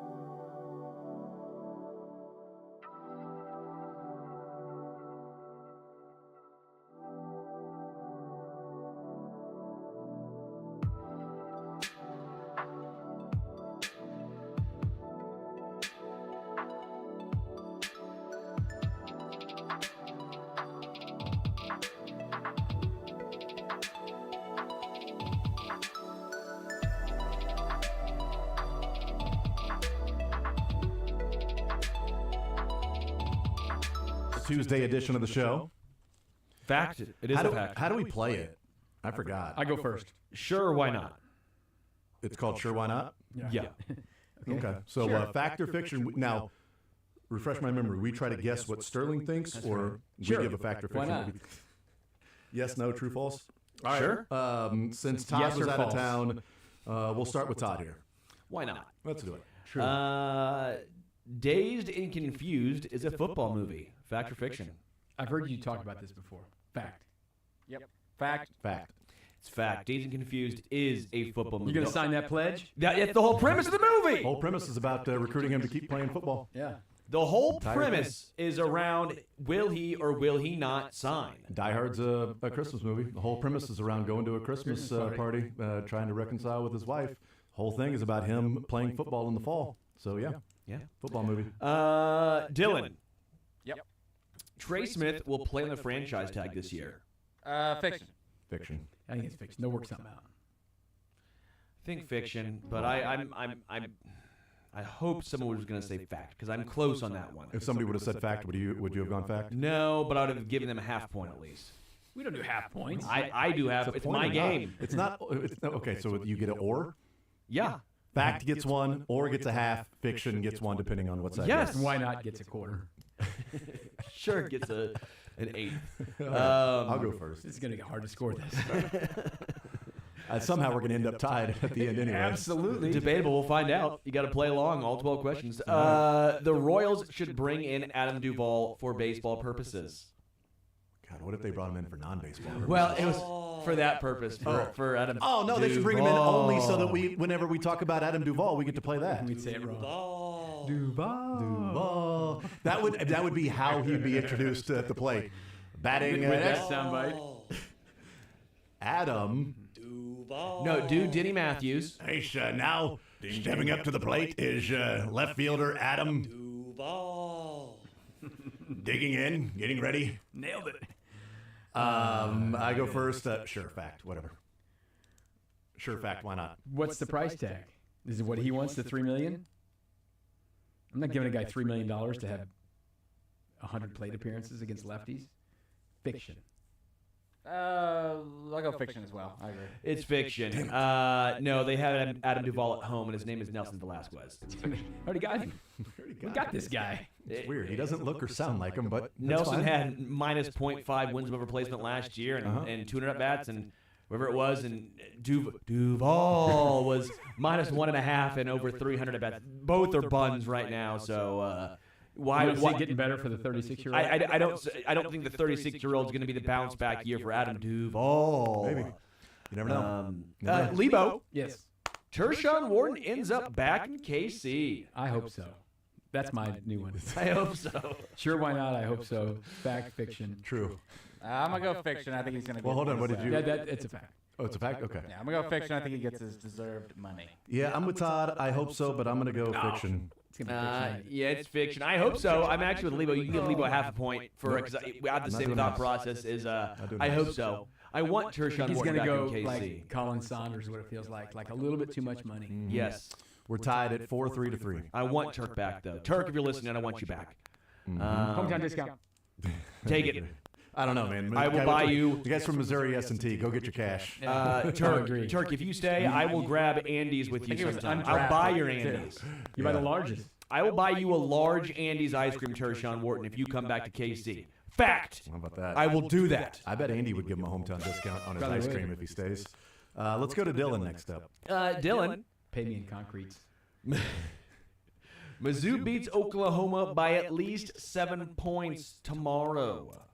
Man. Is it at OU? It's it in is. Norman. What was the score of the first game? And they won by 25-30. Yes, I'll go fact. I'm going to go fiction on this one. Absolute fiction. Oklahoma will probably have a lead and then fail in the final minute, and they'll lose by 4. It's a fact. Mizzou is going to win by at least 7 points. Mizzou is going to bounce back. They did after the loss to Arkansas. Whack South Carolina. At home. Oklahoma is also buns. Missouri's going to beat Oklahoma. Oklahoma lost to Kentucky and Ole Miss by a combined 4 points. So it Yeah. doesn't really sound like buns to me. And had the lead with Did they win those games? No, but all we have to do is lose by 6. No, they let those things slip through their fingertips, so and now they are down on their luck. Right, They're but you down didn't- on each Right. other. So We now go is back and check it, so is it win-loss or is it by 7? It's by It's 7. by 7. Mizzou's Okay. going to win by at least 7 points. Okay, so when I mentioned that they lost by a total of 4 points, you said that Doesn't they matter. win or lose Doesn't that matter. one. because they don't know how to win. Sure, why not? I know they don't know how to win. They don't That's know why how to they're going to win. lose by 4 points. They don't know how to win within 6 points. They just They can't are do it. Missouri is going to be all over them. They're going to wish the game would end sooner. This is senior day for Oklahoma. It's huge. Here's the thing. They bounced back against South Carolina at home. Missouri needs to figure out how to go on the road. Caleb Grill's going to start launching threes, and everyone's going to go boomer because he's draining. I don't know what that means. I've marked all this, I'll go Todd, first. for next week in case this doesn't That's go as right. well. I mean, I'll be honest with you. Todd, look at me. I'm not the one doing that. It's No, Sterling yeah. over there. Yeah. This is not me. All right. It's him. I have concerns about the game tomorrow night. All right, I'll go first here. No So tied concerns. 5 to 3 to 3. Jason. Yep. Dirty martinis should be made with vodka. Sure, fact, fiction. I don't know. Sure, why not? Fact. I have no idea. I know you like dirty martinis. And I think you're a vodka boy, so fact. Yeah, I'll go fact as well. This is a fiction. it's Vodka. gin. No, it's gin. Damn it. I'm an original man. You use gin to make dirty martinis. If you give me a vodka martini, You spit if it I in my order a face. dirty martini and it's vodka, I am throwing that on the ground don't and think saying, you are. no, I will say, can you please make me a legit? I'll drink it. But one out of gin? Yeah. You know what I'll you'll do? drink it, but You'll like- bend over and take it up the tailpipe and just order another one when you're done with that one and then order the right one. That's what you do. That You'll was- walk hated that. around and piss and moan like an inconsiderate punk, and you'll drink your martini and then you'll order another one and you'll specifically ask for that No, You particular probably liquor. need to tell him. no, I gin wanna- is the real martini. you Look need it to up. tell Read a him. book. I know. I would. The bartenders don't know all that. Well, You if need you're to a tell them bartender, gin. you should know. If you're a bartender, you should know that a martini is made with gin. Okay? Customer's always right. Yes, and so will I drink it? Yes, but I would like my next one to be with gin, and this one should be comped on the house. That I will still tip you for it. Okay, half of what the drink was. You get half the He'll tip tip of the his drink. standard percent to. Plus 150. No. Your If standard percent plus let's say it's a $1.50. $12 drink, but if I get a comp, you're getting $6. 'Cause I'm still going to give you half of the drink price because I'm getting it for free, even though you messed up. It's on you. On top of the tip you already gave him before On you top of tasted the it. extra tip, yes, because Here's the tip. Make this out of gin. Yeah, boom. So how much do we trust Google AI? Not at all. 1,000%. More than Sterling. A billion Yeah, it percent. does say vodka or gin. Or No, But it doesn't the say- original recipe is made with gin. Actually, the original recipe was gin and juice. So if you're going to use gin, Yeah. it's only with juice. That's original. That's at least from me. that's the So- OG. Who's up now? It is Tom. Tanqueray. Let's go. Actually, more of a Bombay guy, probably. Sapphire. David Coit should start and play at least 28 minutes a game. Sure, why not? Fact. I'll go fact as well. I 20 believe minutes is a lot of so. minutes. Might have got me on the That's 28 fine. minutes. True. Fact. Yeah, it's fact. I think the 28 minutes might throw some folk. I got scared about that. Fiction, after I said it. 27 minutes. Well, I thought like maybe 30 was going to be too much. I thought 28. 6 to 4 to 4. We're all tied. Dylan's up now. David Coit should start it and play at least 20 And by the minutes way, a game. original dirty martini ingredients are dry vermouth, Vermouth. vodka, whatever. I like vermouth vodka, It's not vodka. olive brine, and olives. So Yeah, it's not. You're wrong. Google AI again. But Yeah, Google AI can Chat kick GP rocks. that. What's grok say? Is that how you pronounce his grok? I don't know. I have no idea. Liquor.com I says don't it as click well, that. So Yeah, I don't I don't click think that. I've ever clicked that. Liquor.com. I hardly know her. goodness. Her mouth? Her mouth. You guys done? Yes. Let's go. Can we go to Dylan now? Sure, why not? Sophomore, Fact. just sophomore. Fact. By the way, that's Todd that's doing that. Okay. Todd. Yeah, that's Lebo. Not me. He's had it all pent up for a week. So. I'm in my best behavior. He's the director of all things sports around here. Dylan is up. He's leading. Or excuse me, we're tied 6 to 4 to 4. Dylan's 6 got 4. 6. If Luther Burden is there at 31, the Chiefs should draft him. Fiction. Fact. Absolute fact. If he's Yeah, there 100% a 31. fact. It's Why Sterling. Why Yeah, are it's Sterling, I know. Dylan. What was I thinking? Why You met are him? people acting like on ESPN, these national media, like, oh, after that combine, he's now somehow out of the first round? I thought at the combine he was now securely in Yeah, the he first was, round. and then ones came out today, and they're like, no, not It probably anymore. was the meetings or something. And these are smoke screens we got to remember that people are doing to make people fall. That's into what I've this. said. I don't think there's any way you could take an offensive lineman from Lee Summit North in the first 30 picks. Couldn't do it. Couldn't. Nope. it's Fool if you stupid. did. Stupid. It's dumb. I wouldn't do 31 it. though. 31. Yes. Then you're talking That's about the threshold. Threshold. After Right 30. there. That's After the 30. sweet Yeah. spot. Go ahead and take them. I'll start to hear 6-5-5. We're all tied. A quarterback will be the first pick in the NFL draft. I'm going to say fact. Probably. It's a good one, actually. I'll say fact as well. Yeah, I think it's fact. It shouldn't be, maybe. I don't know. But I don't think it should be. I don't love these quarterbacks. I Giants or don't Raiders? love the quarterbacks at all. I think Shadur Sanders is actually going to be a better. I think Shadur's now going to be better than what people are saying. Are the Raiders trading up? And then Fiction. the Giants. Fact. Sure, why not? Sure, why not? Yeah. I think one of those will trade up, yeah. I hope the Raiders take Maybe. Sanders. Leibs, Yeah. you were gone, so I don't even remember this. Okay. Luka Doncic is no longer a Mav. I knew that happened before I left. Okay, Those- Luka Bowl, Doncic is yeah. no longer a Mav. Mhm. They've had a plethora of injuries, and they're like, you know what? We're going to raise ticket prices. I don't know if you heard about that. They're going to raise ticket prices 8.6%. like eight During the year? next year. next next year. year, okay. Because why wouldn't you pay for a team that's getting blown up? Yeah, so, but they said it was because an investment in the team and fan engagement. That's their actual quote. Sure. Because of investment in the team and fan engagement, they're increasing. if you want to by engage fans, 8.6%. make Well, they have AD. buy some rings. Yeah, they're investing in Anthony Davis. What's the question? Mavericks are doing this to purposely tank so they can move the franchise to Vegas. Fact or fiction? Fiction. Fiction. Fact. I said honestly maybe is what I actually wrote down, but fiction. Oh no, that maybe is more No, than 50%. I put honestly maybe, You get, but fiction. 3/4 of a point. Can Honestly, we convince maybe. the Sacramento Kings to do that and bring it back here? Like if it was almost any other team that wasn't in Dallas, I'd say yeah, they're doing that. But you're in a There's still a big deal in it's a Dallas. big city. Like Yeah, you are. It's a big deal there. I just think they're just dumb. How do they not just can the GM? Tone deaf. I mean, Mark Cuban, buy it back, Because dog. it's the ownership that wants to. Mark Cuban Cuban's needs no to dummy. buy this He's thing no back. dummy. That's He why got his money. Got That's out. he said he's not smart when it comes to real estate. That's not his forte. His specialty is not real estate. He's like, look, land acquisition is now professional teams. I'm not into land acquisition. I'm out, and because of that, I'm out. He's a Yeah, Shark Tank. Yeah. tanky. Nobody got a point on that. Oh no, they got points. I did not. You got 3/4 of a phantom. I mean, I kind of feel like You got- honestly maybe is it- on the other side of 50, Verbatim, I wrote honestly, comma maybe, but fiction. so we all get a point. Okay, good. All right, Dylan, we'll tied start with either you. way. It's tied 8-7 We'll to 6. find out if you're tied. Dylan, he leads off. Dylan, speaking of leadoff, Jonathan India will play most of his games at third this year. That's a good one. That is a good one. Good one, Coach Jones. I'll go fact. I'm gonna say fact because we're talking about. Let's Sterling. try fiction. Well, let's try fact. 'cause Ah, fact is the fact. correct It's on answer. PBS. I do think he's going to play most of his games at third. He was drafted as a third baseman. I think Michael Massey is the plus second baseman, so they're going to leave him there. I don't think you move India to the outfield and try to learn a whole, not only new position, but new area of the Angles, field. yeah. I don't think they'll do that. So I think India will be the almost every single day third baseman. Tied at With some 9-7. Final one. Shouldn't have tried. Jason. Yep. I am seriously thinking about getting a fake/trap door in my house, like one of those swinging ones, like you pull a book or Yeah. something like a that. bookshelf or something Like opens a up. fake bookshelf. I'm seriously thinking about that. I mean, of course you are. Fact. I think you should have thought about that 3 months ago when you were breaking your feet, Renovating the house. renovating the house. Sure. But I'll say fact. Yeah, I think you would like a little panic room. I'll go fiction just because I know that adds zero value. So It adds zero value. I should have done this before, but it's a fact, baby. I am seriously. I didn't know about our basement. I didn't know if the ceilings were tall enough, but then I realized I'm 5'10", so Yeah. does it really matter for me? No, Jason, sorry, you might not really be able to hang out down there, but Lebo and myself, we can have parties and ragers down there. open kitchen, things like that. People add. Sterling's gonna get the. No. trapdoor. Kitchens and basements are dumb. Not getting your value back. Okay, bad idea.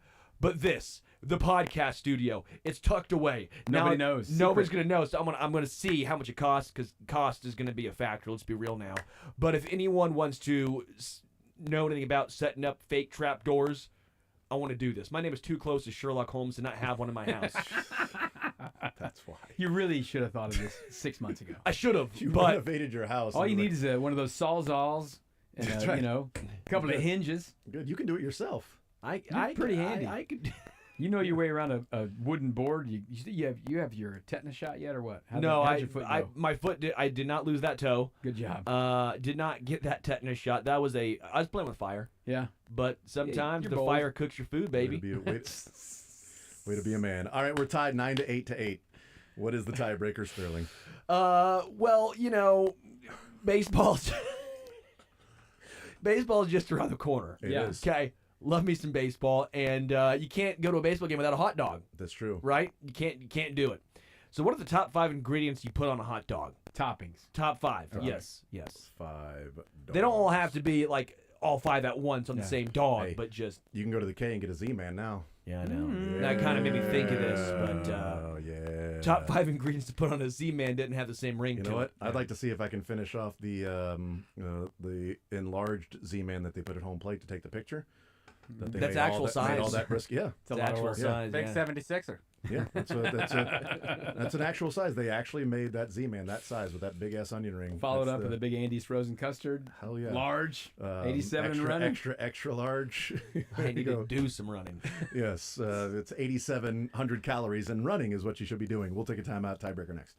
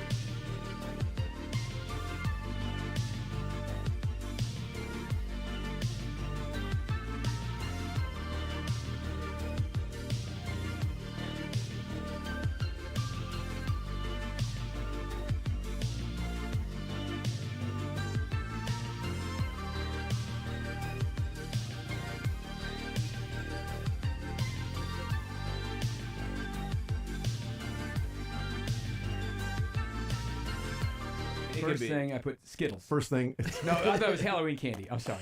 I put chili. mustard. Chili was 6. It Didn't just make missed the cut. Just missed it. Mustard number 1. Mustard's number 1. Yes, sir. Jalapenos. Jalapenos are number 2. Oh, I got jollops at Cheese. the. Cheese was number 4. I got cheese. You Relish. You like onions. Onions. Oh, I don't have the onions. Onions were number 3. Now, Relish. No, they were like 7. You're stupid. so you probably hate. We have ketchup. different So taste ketchup's buds. I not hate on the you. list. Ketchup is another. Ketchup should not be anywhere I near knew me. this from Ketchup from is before. buns, Didn't like dude. ketchup. So, Nowhere near my buns. what's the celery salt from a Chicago dog? Yeah, see, the question with that was that then becomes like, is that part of the bun itself? I didn't count that. So what's your 5th thing? Where do we live, boys? Kansas City barbecue sauce. Barbecue sauce. I almost said like onion straws. I Oh, like whatever. those better than like raw. no, That's I don't actually put what I had. I don't was put barbecue sauce. What were your the 5? fried onion. Well, I went mustard, relish, ketchup as 5, 4, No 3. ketchup. No ketchup. Don't Sorry. get it near my buns. It's my list. So 3 and then This 2 is his list. It's his list. It's my list, Dylan. You're right. Then we went onions, cheese. Yes, you got. So I kinda What got kind it of right. cheese? Preferably shredded, obviously. You know, like the sauce, like a nacho cheese. No. And the chili would be Skyline chili. Oh my No, God. don't you dare. Chili's not on the list. Take it off. They actually give you. I saw this around Cincinnati now. For those that are going to have a colonoscopy, they just give you Skyline chili. Yeah, it's easier. Just clears you Cheaper right out. prep. Clears you right out. Cheap. So I got 3 of the 5. I got mustard number 1, and then jalapenos and cheese. And Dylan won. Lebo, welcome back. You won. I won. What? How many did He Lebo got get? 4. He got 4. But I did he had- get number 1 though? Yes, you got number 1. You got mustard number 1. Mustard. Jalapenos number No, 2. mustard was Cheese. not number 1. He had, Well, Skittles was he had number Skittles one. number 1. I did have chili first. He had but chili number 1, and it wasn't even on the list. You said here's the mustard, deal. I'm jalapenos, going onion, to cheese. give my crown to Jason. No, I don't We're want No, it. letting you it can't come have on. it. You can't. I don't want it. Jason can't win. Dylan gets my crown. Dylan gets the crown. Congratulations, Dylan. Yeah. Good Dylan, job, another buddy. win. Another W. Nice Keep job. that ketchup away from us. I want a hot dog now. Some relish though.